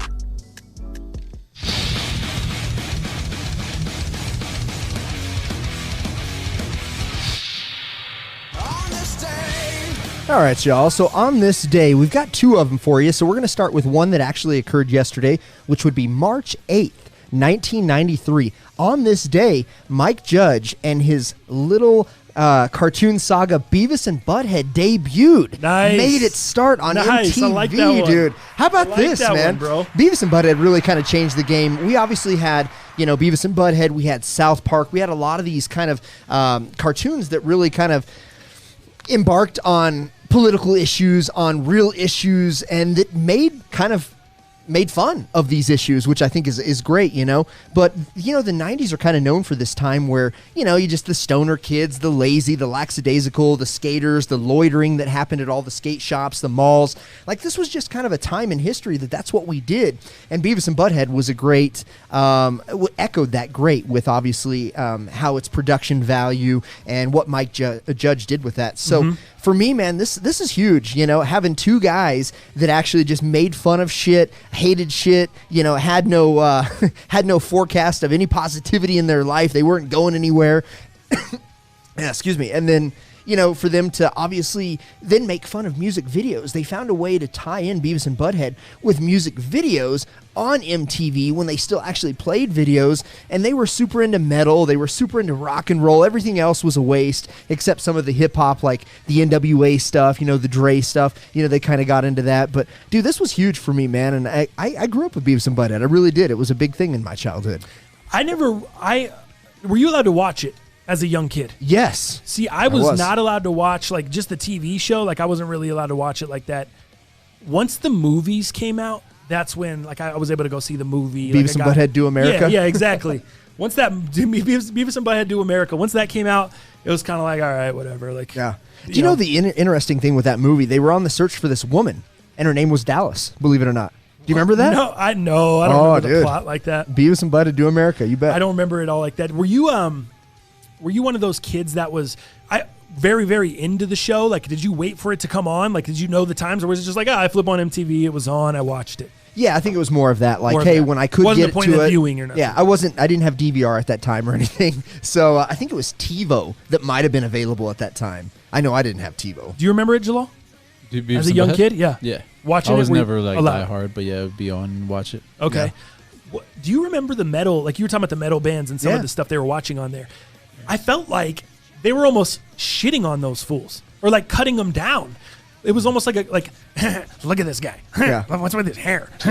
They just talking shit Yeah. about the band that was on there. So it's almost like if your band's on there, you're getting clowned, but you're on Beavis and Butthead, like the exposure. Who's going to complain about that exposure? Exactly. I wonder yeah. if they ever had any issues with that. Do you remember that? Them clowning bands? I do, yeah. They clown. I mean, that's what they. That was kinda their what they- objective. right. Yeah, it was what they did. But then you'd have a band like Pantera, for example, which they absolutely love Pantera. So they would have the rock signs, and do all that shit. And so you had those bands as well. But I mean, hey, I guess not good publicity is still publicity at the end of the day. And I think You mean all publicity is good publicity? there you go. There you go. That's what you're trying to I say. just had to hit you with the Dallasm today. Publicity I is like still publicity. It's still publicity. I like it. How about that? So that's that. I guess we can kind of move on from there. But dude, today might even be even bigger, and it's arguable because of the amount of goodness this guy did for us in such a short time. I mean, he died so young. But on this day, March 9th, 1997, we lost one of the biggest rappers, the East Coast rap, battles that ensued from the West Coast, East Coast. Christopher Wallace, a.k.a. the Notorious B.I.G., passed away on this day in 1997. Damn, dude. That's quick, Seems so right? long ago, right? Quick. God, dude. I mean, he had just come out with, obviously, Ready to Die. I was trying to look at, like, all of his different albums that he was coming up with, but I think it was Ready to Die and then Life After Death, I think, came out just right after he passed. Somewhere right in there. It was 97. Yeah, I don't know if that came out after he passed, though. I can't remember, but I think he literally had 2 albums roughly at the time of his passing. When he got killed, he was traveling to Cali to promote the upcoming album. Was that what it was? Yeah, to promote the second studio album, Gotcha. Life After Death, and to film the music video for the lead single, Hypnotized. God, that's crazy. So that's what you're looking for. On March 5th, he gave an interview with Doghouse in San Francisco in which he stated that he had hired security because he feared for his safety. Wallace not only cited ongoing East Coast, West Coast hip-hop feuds, but the murder of Tupac Shakur 6 months prior, but his role as a high-profile celebrity in general as his reasons for the decision. Life After Death was scheduled to release March 25th, 97. So he was killed right before that released on the promo, almost like on the promo tour in the lead up to go film all that shit, man. Yeah. So there you go. It's just wild. We still don't really have any answers from Right. either Like of those deaths. it's almost that. It's talking about swept under the rug. Jesus, dude. Like it feels like, how long has it been? How many? Like these are huge cases, and it just feels like no one took it that serious. There was never like a real hardcore manhunt. Yeah. And it's crazy because we had more, we had more answers, I guess. So what we think, I mean, there's conspiracies on that, but like Kurt Cobain, in theory, killing himself. Now there's theories about, was it Courtney Love? Did she hire somebody? Did he actually overdose? But you look at Tupac and Biggie, like, what happened? Did we just let it go?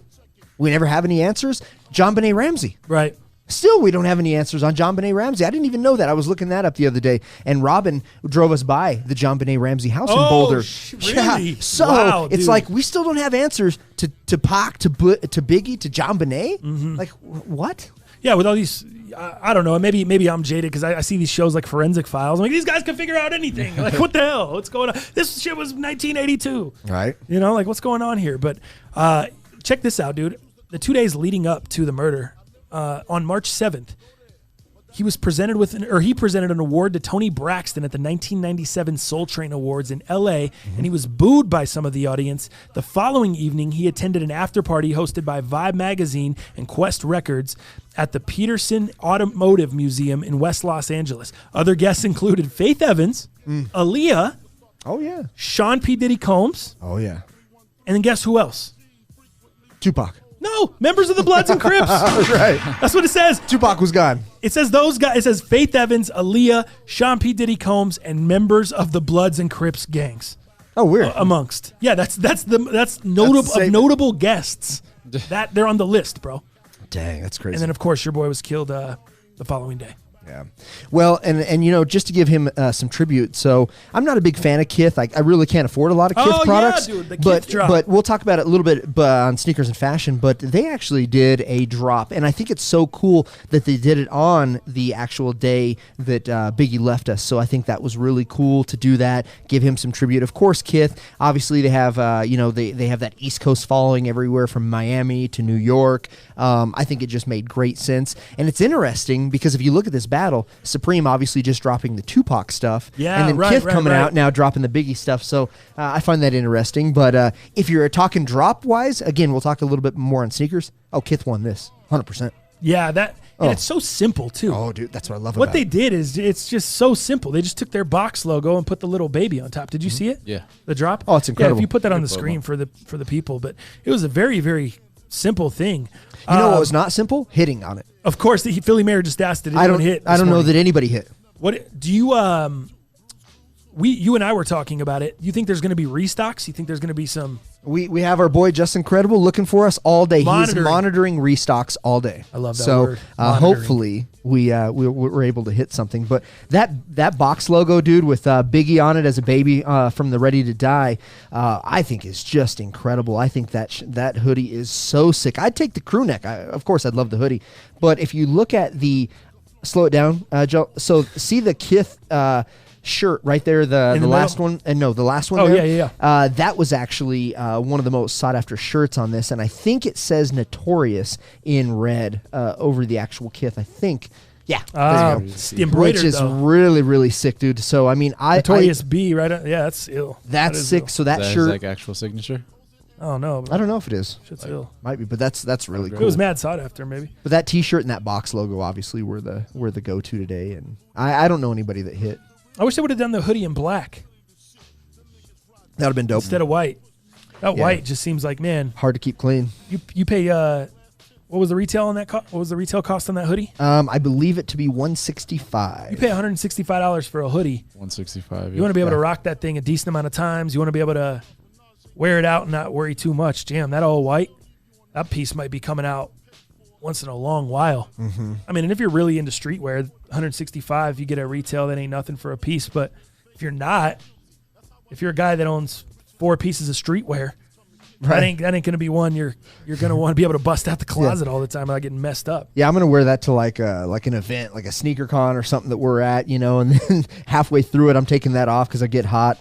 No, for real. It's a hard one to keep clean. And some people really, like for me, I wear a Nike SB hoodie. I just wear a regular Jordan hoodie. Right. I have some stuff, but I'm not in the game like that. You spill some ketchup on that, you're good to go. Right. But then there's guys like Stringer. Well, then that's kind of the more people I'm talking about. It's people like Stringer that were into the streetwear game, but only had a few pieces of streetwear. Yeah. Then you end up wearing that streetwear all the time, over and over and over. You're recycling the same few pieces, Yeah. And it's like, nothing against Stringer. That's how you get in the game. That's how you come up. All I'm saying is, and that's not a shot at anybody, that's saying this wouldn't be a hoodie you're buying if that's you. $165 on an all-white hoodie. You got to be a little disappointed because that's not when you're going after. Yeah. I'd be sick with a little customization, some bleaching or something. We need Justin Credible to tie-dye it for us. Yeah, dude. After you mess it up and have him do a little have him do a little tie-dye for us. Little tie-dye action, make it good. Chase said I barely pay $165 for my mortgage. Dude, in South Dakota, I believe it. Or North Dakota, where he's in freaking Parker. He's talking shit. Fool's talking shit. He's down in Colorado? Yeah, he's down south though, like big boy money houses. Fool's talking shit. Yeah, let's just keep the Biggie rolling as we go into the next segment. Dow, you were telling me about this. There's some are we out on time? Okay, we're good. There was some vintage toys, and there was a list that a list of these vintage toys that are just going for crazy money. That piqued my interest because I have a lot of very old wrestling figures from when I was a kid. My mom just stashed them away. So I have a lot of these old wrestling figures and wrestling buddies and different things like that. What's some of the stuff on these toy list? Man, are you allowed to pull that up or no? The lists Or you are just read it crazy. off? I did put some in the notes, so Okay. it's under that Finance 101 Jalal if you want yes. to open that. But yeah, I found this interesting. Right, we started talking about the card collecting, so this kind of got me looking for things, and me being kind of the Pez collector. That's how I kind of got into collections. My Pez, my mom kind of buying a Pez dispenser for me every time we went to the grocery store kind of got me into the collecting mode. But eBay, as you may or may not know, that's what killed a lot of these collectibles, right? You know, being able to actually finally acquire them. Pre-eBay, you had to be like in these groups, almost like cook groups like you have today. But through paper. Through paper that would mailing out lists. you know, this guy has them, and you'd almost be in these fan clubs. That's all how you Roselli had. used to have to do it with cards, bro. He'd have to send away to someone knows somebody here, and then he'd have to to authenticate them and to make sure that it's crazy, dude. It's just how easy it's made it today. So the game has really Which changed. has scraped away value. That's kind of It has, yeah. That's my point, right? So you lose a lot of value because I have a lot of collections still. I mean, anything from guitars to shoes to whatever, man. I collect anything. You know what I mean? And I'm not looking to make investments. I just love to have stuff. But I'm not a hoarder. I want to be honest with you here. But as I was looking at this list, it got me intrigued because you know how many action figures I have. Anything from Simpsons to Family Guys to Teenage Mutant Ninja Turtles to G.I. Joes. Right. I got it all. You know what I mean? And it's all brand new in the box, mint. Like, I had that much dedication to know that, man, this stuff might be cool and I don't want to mess it up, and I kept it in packaging That's crazy. versus playing with it. Now, I was a little kid that ripped everything open. yeah, there were toys that I Started did play with, don't get it twisted, but there were also things that I collected just thinking like, man, this might be cool to have later on, maybe my kids, and of Right, course down that the ship line. has sailed as well. But What do you mean? You and Robin are talking about kids we now? talked about it just to see where it's a spot You check. guys are on the come up. It's bro. a spot check. She's about to be a Now, you think I could go to Vegas if we had a kid? No, man. I can't go to Vegas if we had Yo, a kid. Pokemon cards got some value. Pokemon cards got some value. I might still have a stash of those. So check this out, man. Do you remember Furbies? Yeah. Remember they came back a few years ago. Okay. Now, we're talking OGs though. So the OG, I never was into those. Me either, man. It was weird because they were almost like scary. Like they would turn on and say weird shit when you weren't expecting it. That's like some possessed shit. You know what I mean? Yeah. That being said, some of the OGs, which actually retailed at the time for $35. So if you have some of those OGs from the late '90s, some of those might flip for over $900. Holy shit. Isn't that crazy? A Furby, bro? A Furby, bro. Some of the OGs, yeah. So that's one of the top item, or that's the top item here? Yeah, for sure. My Little Pony. So if you had a sister, obviously, or yourself was maybe into My Little Ponies, that's cool too. There's no hate on this cast, unless you're Kais Omar. But My Little Pony dolls. Some of the OG prices for some of the for the OG My Little Pony dolls were $13. Some of those might be flipping for $900 to $1,000. Wow, depending packaging on and shit? Yeah, Yeah. depending on the packaging, limited availability, the colorways. But they were introduced in 1982. So My Little Ponies, dude, have been around for a long time. What about Pogs? Do you still have any of your slammers? No, gave away. I don't have any Pogs or Slammers or anything. You don't have any of anymore. the skull No. slammers, the A-ball slammers? I don't keep shit. Though I threw away so much shit when I moved out to college, and then I threw away more shit when I moved in. I threw away more shit. I just throw away a lot of shit, bro. Yeah, for sure. And then I lost so much shit in the house fire, so I really don't have shit now. Not good. Yeah. Well, so check this out. So the OG price of some of these were free. They had like dairy products that you could buy that you get Pogs for free. You'd have some of these like just inserts that were in random products that you'd buy at the grocery stores or whatever. But some obviously you paid for sets or whatever. But there was a set. It was a Marilyn Monroe set. Super rare, and this thing pulled in $1,100 for the Marilyn Monroe Pog set, which is just goes to show you it's a crazy world. Another thing that I still have a lot of, I still have my OG Game Boy. I still have the Game Boy Color, the Game Boy Advance, all these different systems. There was an OG, so the OG price of the Game Boy retail for $89.99, so $90, right, when it first came out. And it was created in 1989, and they are flipping with complete package, complete inserts, never been touched, anywhere from $750 to $1,500, dude. So I know some of us fools got some Game Boys on there. it's one of those things, man. Pretty crazy. Power Rangers are doing really well right now. Anytime movies come back, you're looking at a new He-Man movie supposedly coming out here soon. So you've got like a lot of the He-Man action figures are making a big comeback. Some of them are selling for as much as $1,600. He-Man? I have 3 He-Man figures. They're not in the box. That was though. before my time. So I'm gonna see. I have one Skeletor, which was obviously the nemesis in that, and then He-Man. She-Ra actually came in, which was kind of He-Man's girlfriend later on, which I don't want to get too nerdy here, but that was set in 82. So a lot of those 82, 83, and 84 figures are collecting up to $1,600. So pretty wild, man. What about this last one? Do you remember Teddy Ruxpin? I do remember it. Yeah. So this was the actual bear that actually took a cassette. I think it was in his back or in his front. One of the two. I think in his back. You loaded the cassette, right? And then he obviously sang with it. Pretty cool, pretty fuzzy, pretty neat. But the thing I did with the Teddy Ruxpin was you didn't have to put in the Teddy Ruxpin tape. You could put a little NWA in there. You could put a little bit of whatever. And any tape or cassette that you put in the Teddy Ruxpin, he'd move his mouth to. So Teddy Ruxpin could either rap, he could sing rock, he could sing his own shit, and for that, I thought the Teddy Ruxpin was one of my favorite things that I owned. That's cool. I never owned one of those. I never even messed with one of those. Yeah, man. Isn't that who have you seen Toy Story 3? I haven't seen Toy Story. Bear? I haven't seen that yet. No. I think that's what the evil bear in there is based off of. Lotso, I think is his name. That's crazy. Yeah, I think he's a bat, like a Teddy Ruxpin bear. Dang. Well, the Teddy Ruxpin came onto the market in '85, retailed for $160, which was a shitload. Like I know my parents weren't buying me that. $160 in '85 for a bear? Yeah. For a rapping, singing teddy bear. That's crazy. They approved that. And we're like, yeah, we're going to push this to market. Yeah.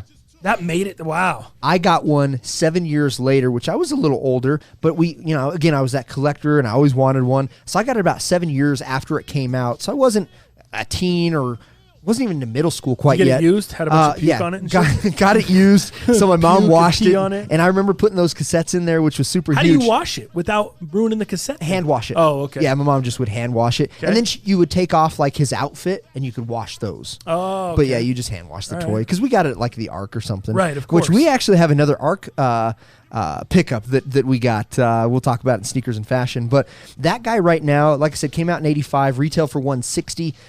If you had this brand new complete in box, $1,600 is what you could get for this. Bro. That is that wild. Yeah, $1,600, and I guess.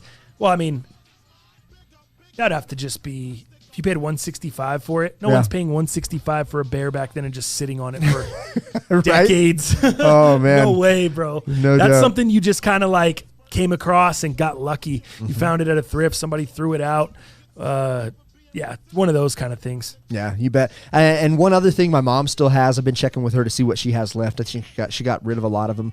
OG Beanie Babies from the company Ty. I was going to say, those don't have any value. They weren't for the longest time, dude. They weren't worth anything, but they're starting to make a comeback, like the Princess Diana baby. And then like there's multiple prints of these, so you have to look at the tags, you have to look at the dates, you have to compare a lot of these things. Yep. But some of these are really starting to bring in some value, and for the longest 15, 20 years weren't bringing shit in. Oh, nothing. So I don't know what's really kind of getting the comeback. I don't know if maybe it's Gary V.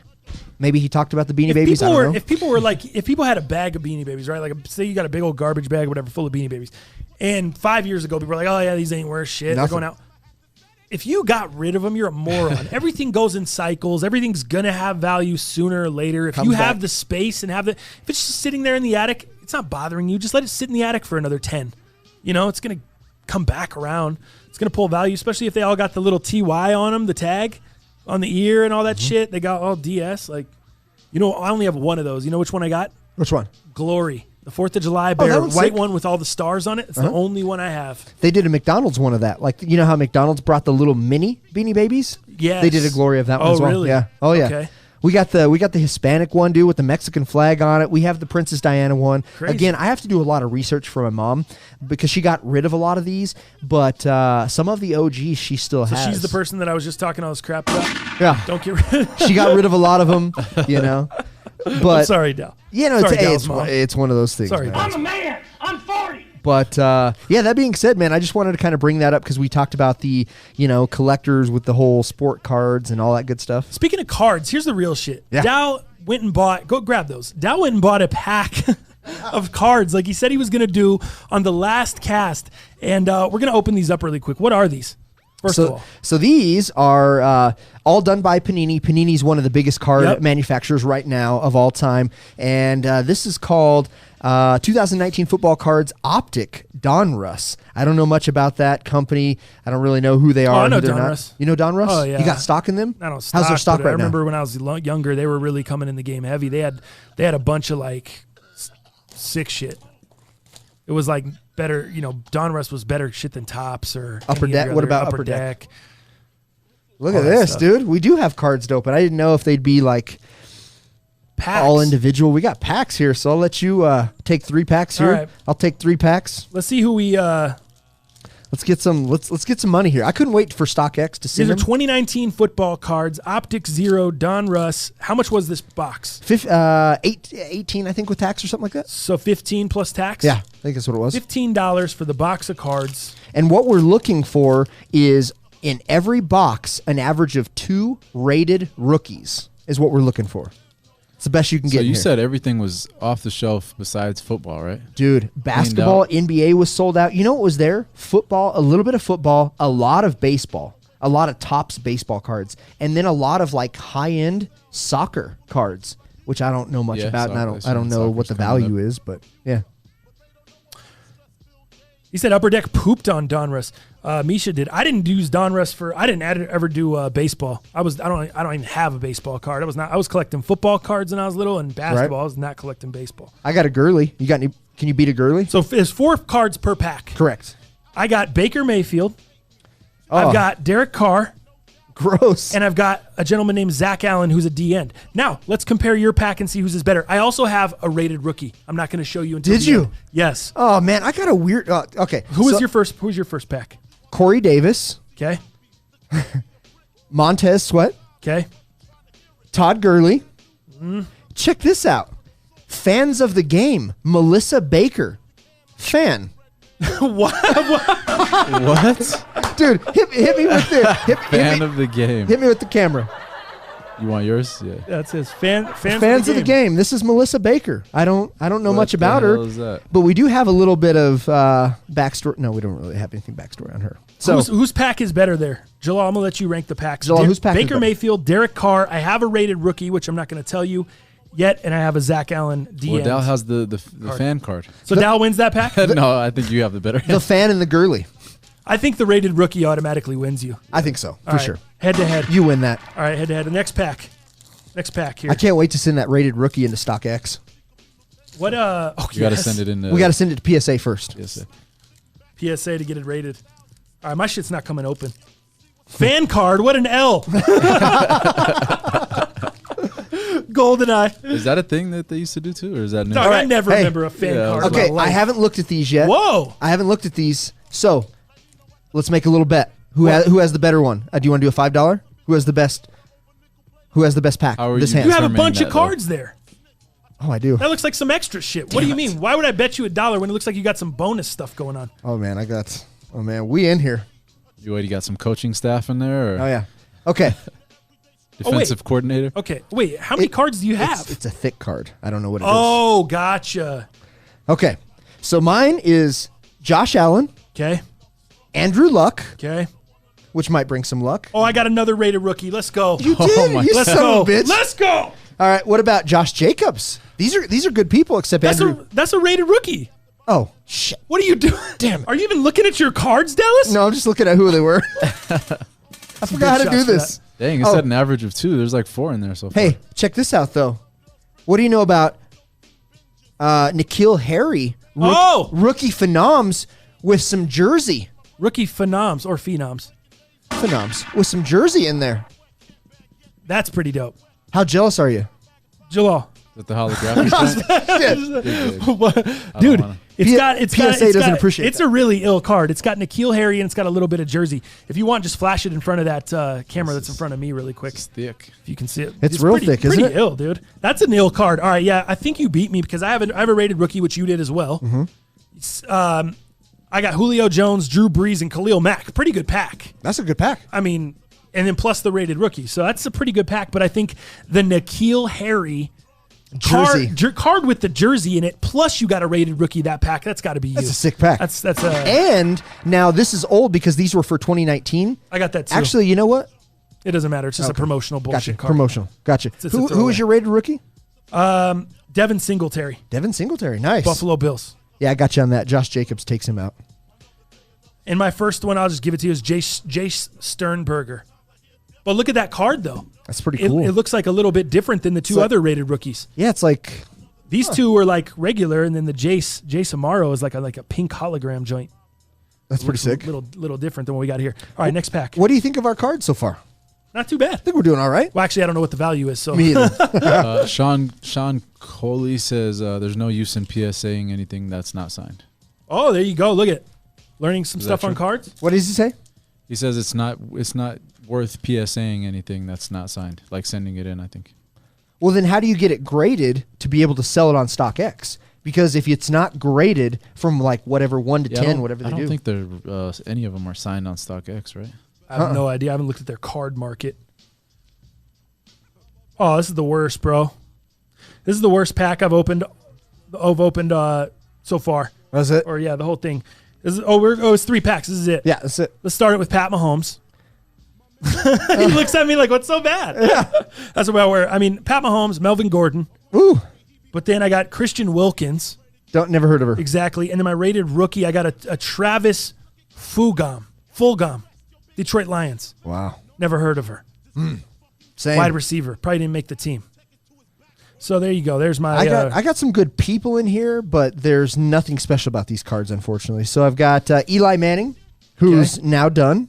It sounds like Mike Evans. Okay. Pretty good card. Nick Foles. Okay. Nobody's heard about him anymore. And then Juan Thornhill. Damn. Yeah, I got a rated rookie in every pack. Damn. I killed you on that. Killed the game on that one. But they're not very good. Jace Sternberger out of the Packers, Travis Fulgham, and Devin Singletary. Those are my rated rookies. There you go. That's cool, man. I enjoy it. Look that up. Now what do we do with them? I know. I was just gonna ask, like, how do you guys feel about the Well, experience? It's coming back. Go fish. Worth it. That's what you do. You got any Josh Jacobs? Yeah. Go fish. That's what you give. The colored edge is what I was talking about. Like the Lamar rookie has the same card with 4 different color edges, like the card TTF had. The different colors can be very limited. There you go. On the Jace Sternberger. The Green Bay card. So there you go. So Sean follows up. He says you only grade autos or older rookie cards for the most part. They're usually not a lot of value in base cards or jersey patch cards because they're so mass produced. Damn it. So the jersey patch card, they just want you to think. It's a cool novelty item, but it ain't worth shit, is what you're telling me, Sean. So Dallas can shove this N'Keal Harry where the sun doesn't shine. Doesn't matter. Up his beehole. Doesn't matter at all. Put them in your bike spokes. Yeah. Who said that? Phil Beast? Danny B. Oh, Jenny B. Danny B, that's a great comment, bro. Put them in your bike spokes. We should do this every week, neighborhood. Yeah, we should. Someone should send in a donation. We'll go buy the $15 pack of cards. We'll open them on the show. Yeah. I love it. That sounds fun. I think for grading, they should be low numbered cards like 500 or less from Dirty DJ. Y'all see the 2019-2020 Panini Prism Green Shimmer Zion Williamson rookie auto card? Wait, let me run that back before. Did y'all see the 2019-2020 Panini Prism Green Shimmer Zion Williamson rookie auto card? No. Over 10K right Wow. now. Just to let you know. If you guys missed that card, going for over 10K. Yeah, where do you get that card at? Oh, he said, Sean said there, not a lot of value in jersey cards besides just being a fan of the person and wanting something from them. Gotcha. There you go. He said, who is Jenny B? Because you said Jenny B instead of Danny B. Oh. He's like, oh, Jenny B. I didn't think anyone else would have caught that. John King with the sharpshooter ears. My gosh, just from long range, bro. Just bang. That fool's locked in. Bang from long range. He also said Lotso is a G. I liked that a lot. Lotso is a G. All right, let's move. Let's go into sneakers and fashion this week. Brought to you by Pure Spectrum CBD as Dow cleans up his cards. We've been talking about Pure Spectrum quite a bit as well. CBD-infused products, man. The CBD-infused products are everywhere, but all CBD is not created equal. You guys have got to remember that. You want to make sure you're using top-quality, top-performing CBD. That's what Pure Spectrum CBD offers. Brendan Schaub, former UFC fighter, is actually on the Pure Spectrum CBD team, so we're going to try to reach out to him and get him on the show to talk some UFC with us before the next card. But make sure you guys, if you're interested in using CBD for joint pain, for back pain, for neck pain, for being able to just relax and sleep a little bit better. There are all kinds of different uses for it, and there are different treatments all available. Check it out, purespectrumcbd.com. Use the code MUP10 on the website to save some money off your order. Sneakers and Supreme this week. Let's start with actually, let me start with this. I didn't even tell you about this. The Jordan 3s on Saturday, Dallas. Yes. What in the hell happened there? How did the value go up? Yeah, what was going on with that? This is why I said 4 weeks ago. You got to go with GRs. Right after the Earths dropped, remember I said, get everything. From now on, I'm on the Just Incredible train. I don't give a shit if I got to return it. I'm going after all the releases because you never know. That's true. You just never know. And this is another example. A few weeks just after I said it, if you would have gone after this shoe, easy 100. Mm-hmm. Easy 100 in resale value right now. I did go after it. Did you? Went after a 9 for my brother. I missed out. He hit for himself, though, so bang. Ah, good for him. Yeah. So he got his 9, but I missed out. I was like, yeah, it should be. I told him too. He's like, yo, will you go for these for me? I was like, bro, it's going to be easy. I'm over at the car dealership. You saw my story on Saturday getting shit fixed over at the dealership. So I'm sitting there waiting around. I'm like, all right, cool. I'm going to go for it. It's early ass early in the morning. Go for it. Take the L. He gets the pair. And then all of a sudden I see resales through the roof. You didn't go. Did you go for him? I didn't. Didn't even go. Didn't even go. So you didn't take my advice. I played the stringer card. You haven't been listening to the show. It's true. For some reason, I don't know why Dal hasn't been tuning into the show, but he missed the advice. So it sounds like, and we're looking at values now, it looks like the big feet people are in the game. So anywhere from, I would say, size 12.5 and up is kind of where the value is. 12.5, 297. 14 is 315. 15 is 325. What's just a regular 12? Regular 12 is just under. It's 285. 285, okay. Right now. So still some value there. So still value, obviously, after fees, though, and shit, because I think... If you're selling on StockX. And the interesting thing about this shoe was it didn't retail at $200. We've seen a lot of $200 price points. It was at the $190. So there is a little bit of value as we look at this. So like you said, I think originally... now that people are going to get their pairs probably today, tomorrow, and Wednesday, you'll see that drop a little bit. But, man, if you had a pair and could find somebody to get rid of it on that Saturday or even yesterday, there's some value to be made for sure. Yeah, especially if you could do it locally, not having to do fees. Dude. I thought about you, Jalal. I was like, damn, a guy like Jalal who's kind of plugged in, 4 or 5 sneaker stores, he can maybe just go pick up 5 pairs and then unload them locally. I thought I was just going to walk in. I thought I was going to walk in at like 3 p.m. on Saturday. And right. Who didn't? Who didn't think that? No shit. And then you didn't get them at all, did you? Not one pair? No. Damn. I passed on sneakers because I was like, I'll just go pick them up in the mall. Yeah. And I'll go pick up all the unclaimed pairs. I think what it was is there was a lot of, the map was full, but there just wasn't a lot of pairs in each store. That's what I'm hearing. Yeah, I'm hearing most stores, like, and again, this isn't like the top tier stores, but let's just go an average of stores, I think had like 15 to 20 pairs. It wasn't like 30, 40, 50 pairs. Mm-hmm. So sounded like most places had 15 to 20 pairs. And that first come, first serve, I think, throws everybody off. What do you mean? We always think when it's first come, first serve, we always think it's just like, oh, there's no raffle. It's going to be easy, gotcha. That's what Taylor Toadvine just said in the comments. UNC 3s were made to believe to be an easy cop. Yeah. Shits were sold out before 10 a.m. at both of my Foot Locker and Finish lines. Sneakers wouldn't add to cart either. Neither would East Bay. Took the L on all levels. Jeez. Yeah. And what's up with East Bay? They're like sponsoring a post about the UNC 3s everywhere I look. Facebook, Instagram. And then you click on it, all the sizes are available, and then you try to add to cart, and it's sold out. It's like, why are you guys wasting advertising dollars? Why are you promoting a post that's sold out the day of? Right. Just waiting. Stupid. That's like Kith. When Kith does its regular drops, they've already dropped everything. Everybody's already copped, and then their Instagram says, hey, just drop. Now available. Right. Yeah. Now go grab it now. That's hilarious. Good luck. Man, I was blown away with the UNC 3s, pulled a stringer and didn't even try. Yep. Same. I'm right there with you, Dirty. Yep. Oh, I didn't know that. T-Mobile, listen to Brendan's podcast, The Fighter and the Kid. He's a huge sneakerhead and fashion guy also. Would be an incredible guest. I didn't know he's into sneakers. We need to... he is, dude. He's one of those... Get that connect going. So Chris Adelia, one of the biggest comedians out there. Chris D'Elia. Chris D'Elia, Yes. sorry. Damn Yeah. it. What did I say? Chris Adelia? Adelia. Damn it. Adelia. It sounds more Italian. I think it sounds better. I think you should take mine. Chris Adelia. But this guy, this fool's dude, he is stomping in off-whites. He's stomping in dunks here recently, and some real nice dunks during his comedy endeavors, which is pretty cool. Oh, Brendan Schaub is? Yes. Chris D'Elia. What is And Chris D'Elia, he does off-white too as well. Oh. He does a lot of social media stuff and is always in some hype. You know, he did sneaker shopping. Gotcha, because Schaub is starting to do stand-up comedy. You got it. He's influencing the rest of the other stand-up comedians, maybe. Who do you think's influencing him, or who's in sneakers first? D'Elia or him? D'Elia was on sneaker shopping. I'm gonna say D'Elia, Yeah, but right. what do I know?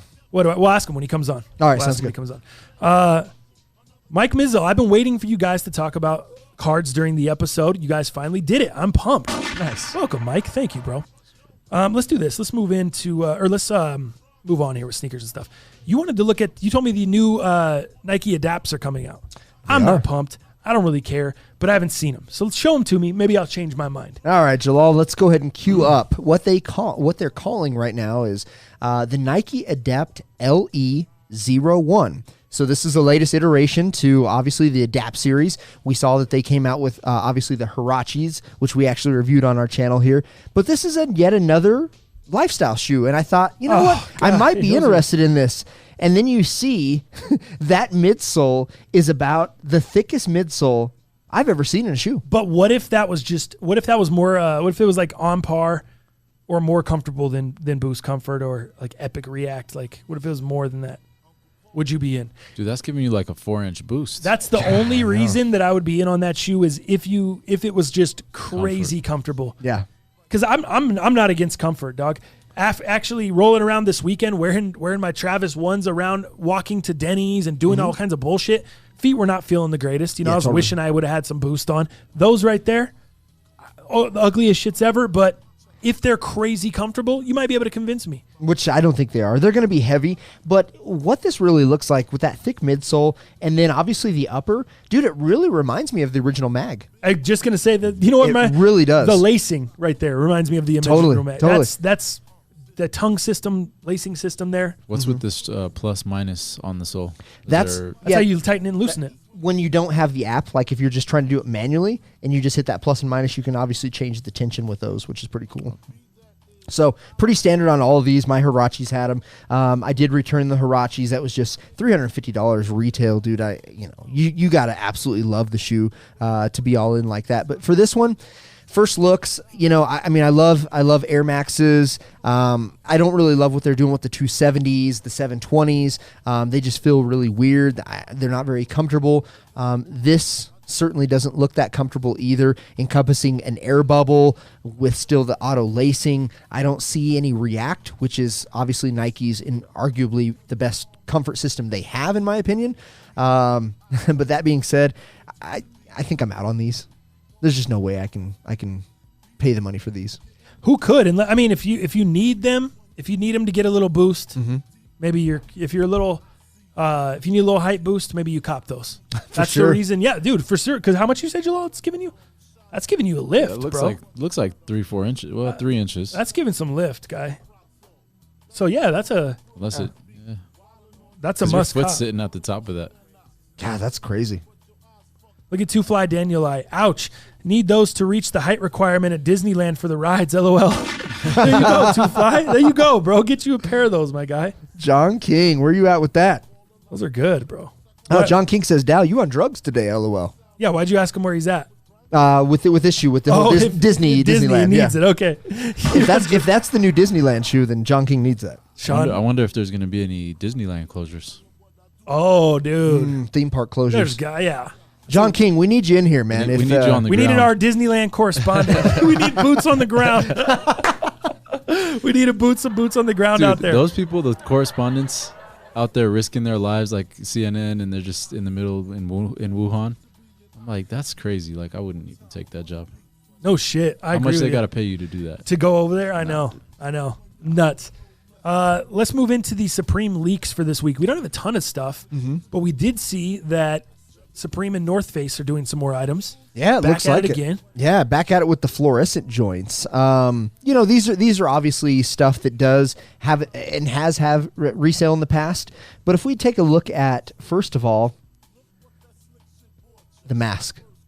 Oh, yeah. Little Corona. I think, we've talked about it. We're like, man, why don't they come up with something with Corona? I know these aren't certified, the N95, N99, so these are definitely something Jalal's not interested in. But not certified? These would be fire, though, if it was. These have got to save us a little bit. Dude, because they got the holes in them. Yeah, for sure. Letting the virus in. It's almost like that motocross kind of mask. I would rock one of these skiing for sure. Oh, for sure. Those are so ill. I think they'd be great for that. So ill. Dude. Only downside is your helmet covers up the Supreme on top. It would have been dope for them to do it like on the neck. Yeah. In my opinion, like if you would have had that shit across the neck or something. Or you could have it on the top, like almost everyone like a rocks bib. a helmet today. Like who's not rocking a helmet? I mean, if you're not, I don't know. Maybe your uncle's not more brave than me. Yeah, I guess he's not. Yeah, he's got his gaiters on his Levi's, and that's it. No motorcycle helmet, no skiing helmet, no. Yeah, he just skis in his Levi's. Unbelievable. No helmet either. Weirdo. Roselli. Yeah, so this, obviously this is going to be very, very expensive. I don't believe we have any retail costs quite yet, but these leaked this morning. You'll have everything else that probably is this week, either by the end of today, tomorrow. We always kind of run into this doing Monday's casts, but the gloves, I'm not super into the gloves. I'm not super into the backpacks. I'm not in love with. They're this. flipping though. Oh yeah. Oh yeah. Those gloves. Flipping. That stuff's gonna be flipping. I think. Yeah. I mean, look at all the likes on the Gore-Tex. You're not feeling the gloves? I think those gloves are sick. No, not really. No, I could do without them. I think they're basic. I think that's cool. But you know what? You know why I'm not feeling them? I'm into mittens. So I snowboard strictly with mittens. I'm on a mitten basis. And I love mittons. I don't know. Huh. I feel like with the mittens, instead of having the individual pockets for each one of your fingers, the mittens seem to kind of control. I can control the heat a little bit more around, where they're not isolated with their own finger holes. I feel like I can just generate more heat with a mitten. And I just like mittens better. Do packs inside your gloves? Sometimes hand warmers on the real cold days for sure, but no. I'm opposite. I love the fact that I have a blanket wrapped around every single one of my fingers in gloves. I love the fact that they're individually wrapped. No, like if this finger's cold, it's not colding up this finger. I don't know. I like the feeling of gloves. I can't imagine skiing in mittens. I feel like I don't know. When they fit perfectly, they're great. Gloves, yeah. And I have a great pair of Columbia dry fit gloves. So they're like a really nice dry fit material. They're real thin, but they're warm as super warm. Crazy technology on the inside. It's very warm, but they're not like puffy like that. That's the thing I think the gloves are dope, but I still like my Columbia gloves better because they're very easy to flex in. They're not, gotcha. It's just like you're not wearing anything. Yeah, I don't know. So yeah, I'm kind of out on those. But the jackets, like I said, the jackets are cool, man. But North Face, the technology that North Face uses in their jackets are, bar none, some of the best out there. But for me, man, I just don't really get into North Face gear. And then having the Supreme on there, I guess, is cool. But for me, I'm just not a big. Do they have a back of those jackets, Jalal? Can I see the back? These ones? Yeah, the backside. Or no? I mean, this is the backside. Oh, okay, that's the backside. Sorry. Yeah. So there's the Supreme branding and shit. No, even there's not really. They almost look like they got a backpack built into it. It looks like there's something on there. Does it look like that? Oh yeah, look at the front. It's a vest, bro. Ah, yes. RTG jacket plus vest. I wonder. Can I just rock the detachable? Can I rock the vest without the jacket on something? Probably. Yeah. Just looks shirtless like with the back. With detachable. I'll get married in that vest. It's dope. Know what I mean? Dal out there thinking he's Shaun White. Hey man, I can ask your boy franchise. I can shred up the mountain pretty well. No Shaun White. Just incredible. Mortal Kombat masks. That's a good one. Oh, that is a good one. Those did look like Mortal Kombat. A little masks. scorpion action. Yeah. Get over here, Jinx. See, Failbeast made it in. Shout out. Failbeast finally. What's up, fellas? Just woke up. He said he's gonna be happy with if we end up doing the time change. Oh yeah. Oh, I know. Oh yeah. So Thursday. Let me hit that really quick. Thursday on the show, it will be. We're gonna officially start doing the show at night. I start training for my teaching job tomorrow, and training is Tuesday, Wednesday, Thursday. So I will not be able to do the show during the days anymore. and we're planning on moving it tonight anyway, and now that's what we're gonna do. Yeah. So officially, it'll be 5:30 Mountain Time, 4:30 East Coast. I wonder, should we get some feedback? I mean, from West people? Coast. What about the East Coasters? Because if we start at like 6 here, that's 8 p.m. 8 p.m. Eastern, and then 2 hours, 2.5 hours sometimes, ending at like 10:30. So I wonder what people are thinking on the East Coast or the West Coast. 6 here is going to be 5 on the West. Right. And I could potentially, I mean, if everyone just hates the evening, I don't know. I mean, my Mondays are open, but Thursdays is the real issue. But I just wanted to keep it consistent for everyone, Yeah. Evenings I think or nights whatever, in so. general is going to be better, but yeah, we just don't want to make it too late for people. So yeah, that's kind of what's going on. That's going to start on this Thursday. And then if everything goes according to planned, the following Monday we'll have a show. I'll train Tuesday at the school, and then we'll be leaving to Vegas Wednesday. Yeah. And we're going to miss one show. Shit, we're going to miss 2 shows. We're going to miss that Monday coming back. Because we'll be driving 12 hours. Right. So then the following week we'd have to. Oh, bro. Yeah, nights would work good because the following week we'd have to bump the show to Tuesday, and I'd have to train, so I'd have to do a night anyway. Okay. So that's gonna work out. So let's talk about this Thursday. Scheduling going So on. right now, 5:30 our time, Mountain Time. Yeah. So 5:30 this Thursday, Would be Mountain Time. 7:30 East, 4:30 West. Got it. So that's what it would be for everyone. Philly says 7 p.m. is the golden time on the East Coast. I wonder if you're talking about 7 p.m. Eastern time, right? So that would be 5 o'clock our time. 5 o'clock our time. Yeah. I think that's pretty good because 5 o'clock is, people getting off work in LA on the East Coast, Mountain Time. They can catch us in the drive time. 7 o'clock, you got people settled in. Wrap up by like 9. Yeah, I think that's okay. I think it's pretty good. Good with that. I think that'll work well. Yeah, you guys will have to go live from the car. A little car cast? Oh, yeah. You can go on your laptop. We did just switch to Verizon, so hopefully we'll see how the service is. You know what? Verizon sucked my butthole in Boulder. Oh, really? Dude. Bad? It was the worst. Wow. And T-Mobile was doing like quadruple the data that I was doing. Oh, no. Oh, dude. So Boulder, not so good. Whoa. So I want to be clear on that, Misha. Those fools are all touting their network all crazy. Yeah, no doubt. Your first time you leave your area, you can't even get no service I'm over in there. Boulder, and I even switched it from I took the LTE off and just rocked 3G in hopes that a text messages and stuff like that wouldn't be interfered with. So, is what it is. 5 p.m. is perfect. Keep killing the game. Chonard blasting some local radio hosts in the chat. Dude, we just got a donation from Danny B. Not just, but I just saw it on my phone. Gotcha. Danny B. Let me give you a couple shots, bro. He just sent $15 over to my Venmo and said, the pack of cards has been purchased for the next cast. He wants us to do the cards I think again. Neighborhood did as well. Oh, I mean, I'm so sorry. It was Neighborhood. It was Neighborhood okay. that sent it to me, not Danny B. It was Neighborhood. I'm so sorry. That's my fault. I'm down. You're giving me that stutter juice right now. You don't want that stutter juice. Stutter juice is wearing off on me, bro.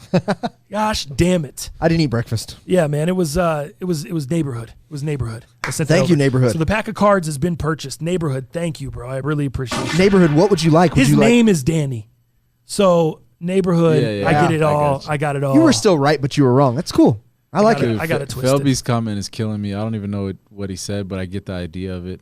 He says it's hard waking up with a half mongrel, and I start listening to you guys. Below not good. Hashtag no homo. Below not good. What is half mongrel? Is that? That must be an Australian term. Right. I think I know what he's But I get what referring he's to, but saying. I'm not. Yeah, but I'm not. I've never. Yeah. You wouldn't catch me ever being like, "Hey, half mongrel." Hey, Failbeast, why don't you just slam it in the door and move on? I might have been like, "Yeah, I meant half staff." Yeah, but half mongrel. Half staff. Yeah, maybe you know, but not. Well, the question is, what kind of pack of cards does Neighborhood want us to get? NBA, NFL? I don't want to really do baseball. You're gonna have to do some research ahead of time, just in case everything's sold out. To get some NBA is gonna be tough. I'm gonna have to find a card shop. I bet I can just go get a couple packs at a card There's shop a or place something. called Bill Sports Collectibles on Broadway. All right, you can go get it. That'll be there. my last resort. No Papa Roach. Let's go get some content over there. Let's do. I like it. Let's finish up here. Supreme in studio this week. What did you cop from the week 0? I copped the Zippo for Ochi, which I gave to him the other day. So shout out to the homie Ochi. And we also, he let me keep the ballpark gift because he copped a bunch of shit. Oh, you got it with you? Dope. This was probably, I don't know. I thought it was the best free gift ever when I first got it. Then I opened it up and I was like, it's basically a trash bag with the Supreme box logo printed on it. But it still is in the packaging is pretty dope. Oh, you have one open. There's one open. So this is the free gift. It's just a Supreme Glad bag. Supreme Glad. Mm-hmm. And hefty 6-sec. Remember that? Yes. Yes. Remember that commercial? Oh yeah, dude, it's even lined It's like it. lined around the hood. It's got like trash bag type of handles. Drawstrings. There you go. Ridiculous. Yeah, not so good. I still think this is pretty good. Yeah. I think if you use the shower cap, though, the shower cap might be one of the greatest. Shower cap because is sick. it was good quality. It wasn't like, this is a great idea. The execution just isn't great. Does that make sense? If they would have executed better on the poncho, I would have, I'd be more pumped about it. I like the packaging. I like everything else, but the execution was poor. All right, so I think I've already shown you this, but this is the Supreme Nalgene, which I think is actually really cool. It's got its own little Jimmy hat to keep things cool, to keep things hot. I love it. Got to have a Supreme Nalgene Jimmy hat. Nice. Super sick. But the Nalgene itself, I don't know if you guys watched any Eric Whiteback's videos. He was dropping these from different heights, and that was pretty interesting. So Nalgene we know to be super tough. We know to also be BPA free. Yeah. So chemicals aside, let's get more natural here. So this is pretty cool, man. Love to have that. Hopefully I can get some water intake and level up on that, but probably not. I'm going to need one of these, bro. If somebody's got one of these at retail, let me get the OOP. I'm going to need one of these for my teaching, bro. I need to carry the. I need a water bottle to take in when I'm teaching, bro. Damn, with your supremely underrated shirt on as well? Yeah, if somebody's got one of these at retail. Look at fire. Holler at your boy. I don't even care if it's the black joint. I ain't picky. I just think that's dope. I slept. I should have copped one of those. Those are dope. What else? All right, what else you got? You ready to see my favorite thing? Yeah. Dude, I want to see this thing, The thing bro. that's still available right now Yeah. on Supreme's website, the Supreme Leatherman, dude. Do you Check have this out. your other Leatherman with you? Yes, I think I do. I have the Gerber.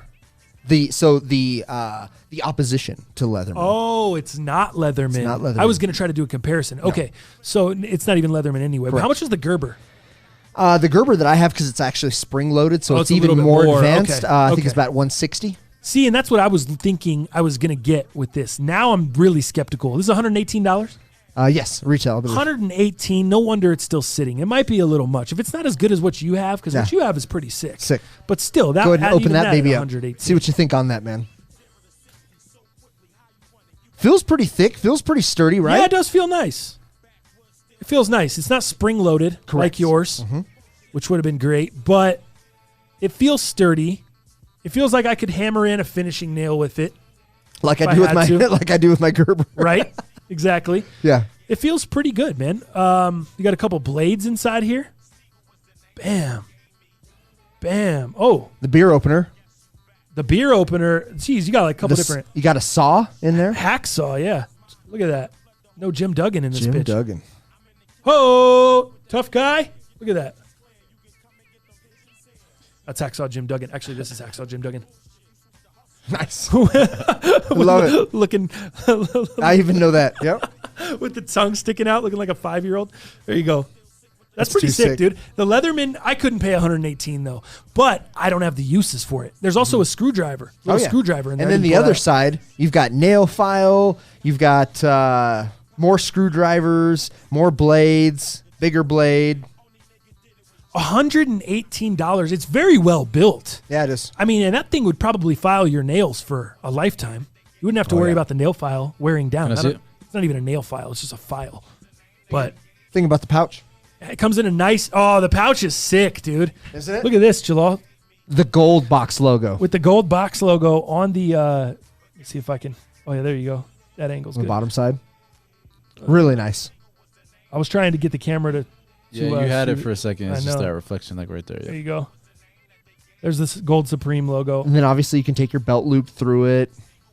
Belt loop on the. Oh, dude, this is actually pretty sick. Yeah.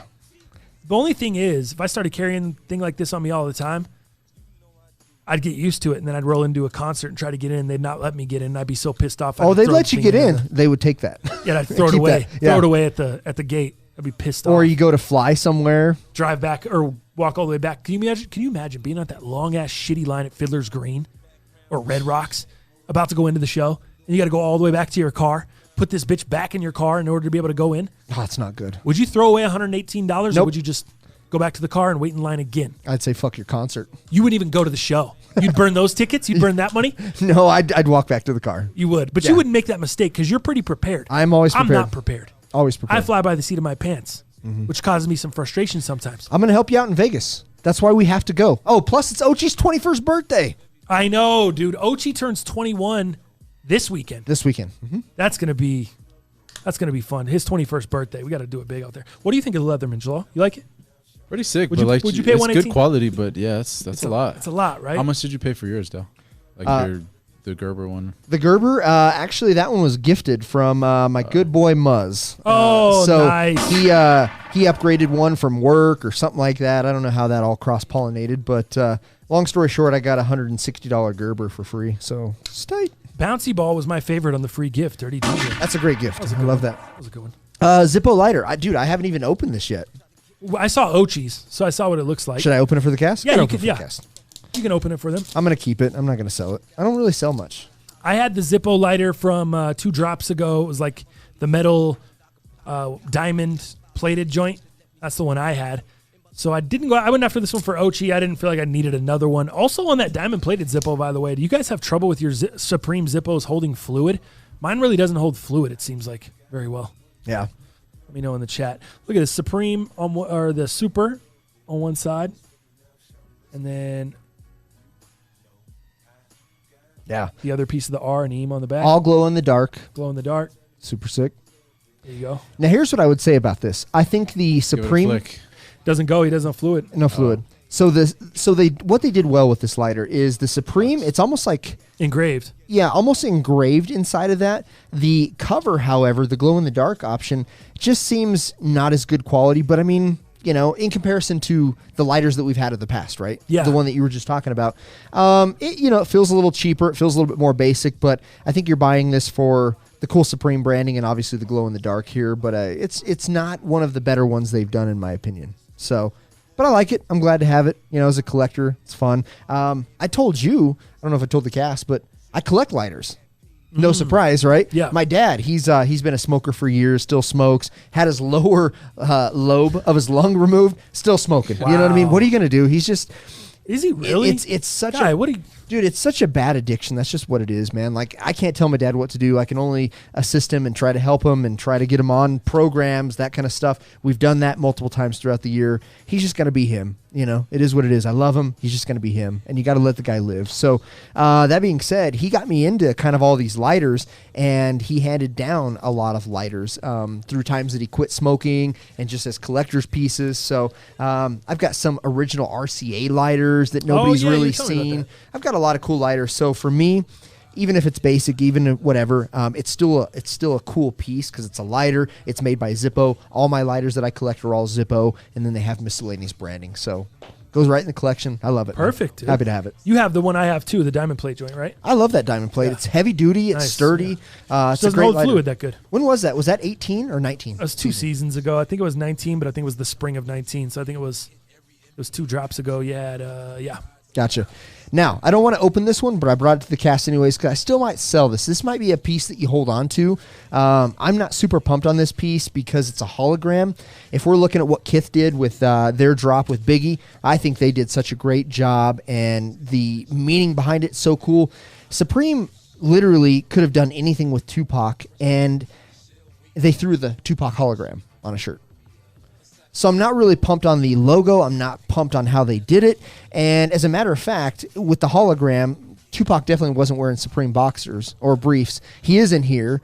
So, I think it's very egotistical of Supreme, in my opinion. And, from the collector value and what they could have done, and maybe even misrepresentation in a way. I know it's looking a little too far. Like, it's just a shirt now. Relax. I just don't think they did Tupac justice. That's what I want to say. Hey, and they could have done better. It, man. And that's what it is. But I did. That. Yeah, I've got the blue T-shirt. So shout outs to Justin Credible for looking out for me on not only the Tupac shirt, but also the Leatherman. Even though the Leatherman's still available, the homie just said, hey, I know you need it, man. I got a couple extra ones. It's yours. So Justin Credible, always looking out for us, man. I thank you, bro. This is awesome. But, he and I were kind of talking about it. He ooped me this for retail as well, even though he could have made some money off of me. This is one of those shirts that, seasons down the road could obviously gain some value when people start fucking theirs up. Tupac comes back in the news for whatever reason. I do see this getting value or better value than what it is now. The black one, the black on black, has about the most value, going for about $90, $95 depending on the size. That's it? That is it. Wow. I remember everyone was saying $100 over, when they first dropped. Like everyone was like, oh, it's going to be an easy $100 over. Wow, they've really dropped. Maybe more people are starting to feel like you do. It's not an authentic picture of Tupac. Right. It's not a real picture of Tupac. It's a hologram picture that Supreme has doctored. Or it's a picture of the hologram and Supreme doctored it. Maybe that's how people are feeling, Dow. Yeah. Not in on that shit. Fail Beast. Sneaker Pass is live for the LDV waffles for select cities. Denver is one of the cities. Never. Yeah, right. He says never. Never. Misha said you got me excited, Fail Beast.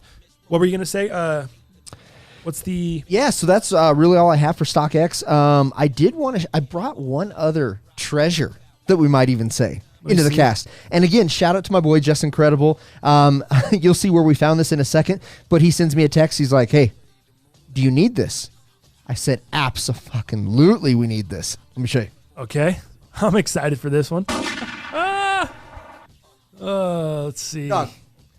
Oh, wow. Do you see what that says up there? I don't really either, but do you? I know that hoodie. Can you identify with that hoodie? Let me see the back. This is what you'll identify with. There it is. Is this called the Mecha God? The Mecha God, I think, is maybe what he calls this. Dude, I think you nailed that. I think this is the Mecha God hoodie from your boy. Oh, it's Teddy, a.k.a. He thrifted Boost that? God. He thrifted He that. did. And if you don't believe me, go ahead and look at that tag inside there for me real quick. What does that say? ARC. $5.99 extra large. Sick. Is that the blue tag special? Sick. This is, dude. You don't need, look at it. This is how you get to be a part of the Teddy Friends and Family, dog. $5.99. $5.99. Who else got a $5.99 Mecha God? Friends and family. Who else got a Mecha God $5.99? Did you try it on yet? Yeah, let me try it on here. That is so good. That is good. Ted's merch is getting thrifted. That's hilarious. I hope someone thrifts our shit. You think maybe somebody just like accidentally shrunk it and says, "Oh, dude, I can't wear this." What do you think? I wonder what the story is. I really wish I could see who that hoodie was shipped to, what part of the country, if it was here in Denver, and how it got here, if it got thrifted here. Dude, it was a mom. A mom bought it? Your mom was like, "Hey, you don't wear none of your stuff." Oh, she took it. Yeah, I took it all to the ARC. My mom did that with a pair of Timbs. This is grown man sizes. I mean, look at this, XL. A little bit baggy on Dow. Yeah. It's a little bit of a Jalal fit on the shoulders. It's got that Jalal fit. That Jalal bigness to it on you. But there you go. Look at you. Fire. We in there. Dow Palantonio, the Mecha God. Mecha God coming in at $5.99. You can't beat it, man. Should I pay more at Taco Bell? That's hilarious, bro. I cannot believe he found that at the ARC. Was it down south or was it downtown or what? Yeah, down in the Springs. Way the hell down there? In the Springs. Oh, shit.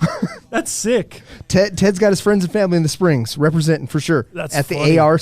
That's funny, dude. So, I mean, yeah, I don't man. know. I mean, I don't know that it trumps the Wu-Tang jacket you just took off. That's pretty. That's true. I just want to give Ted some shine. Yeah. You got some offers in the chat. Dirty DJ. He says, is it an XL? It is. Yeah. It's an XL. He says he'll swap you for some stuff. Oh, okay. Well, shit, I better take it off then. Stas G looks like Skinny Earn. Skinny Earn. You do. You look like a dirty Earn, Skinny Earn. A dirty Skinny Earn. Or a skinny dirty Earn. A dirty Skinny Earn. Did you, yeah, a lot of people said, especially when he shaved the beard, that Earn just got so fat. You know, he's a chunky. Everyone's clowns on him. Ernie was one of the coolest cats ever, though, bro. I had never kicked it with Dirty Earn until we went up skiing in that vlog a few months back. That was such a fun trip, and Dirty Earn was one of the coolest dudes. We rode the lift with him all day, and or not all day, about shredded with him about half the day, and rode the lift up, kicked it with him at lunch. Such a cool guy. Such a cool guy. All right, Are you selling that, though? Are you really trying to sell it? Oh, I He don't says know, he man. got some trades for you. so- Anything's for sale. And I thought I saw something in the comments about, does Dow still have his Yeezy basketball lifestyle Yeezys? Was that in the chat? Yeah, it was in the chat. I did see that. Yes, I do. Thinking about loading on GOAT. They basically just been tried on for just the shoe review that we did. I haven't worn them outside or anything. So, shit, hit me up with an offer if you want them. Let me know. What do you think about this, Dal? Side note from Neighborhood. Snoop has a video coming out where they deep faked Pac and had him rapping Snoop's lyrics. What do you think about that? Ooh. I don't like it. Disgusting. Yeah. Right? If everything you just said about the shirt, I can see the look on your face. It looks disgusting. Like I feel like I just got a bunch of gas. He said, Sounds not good.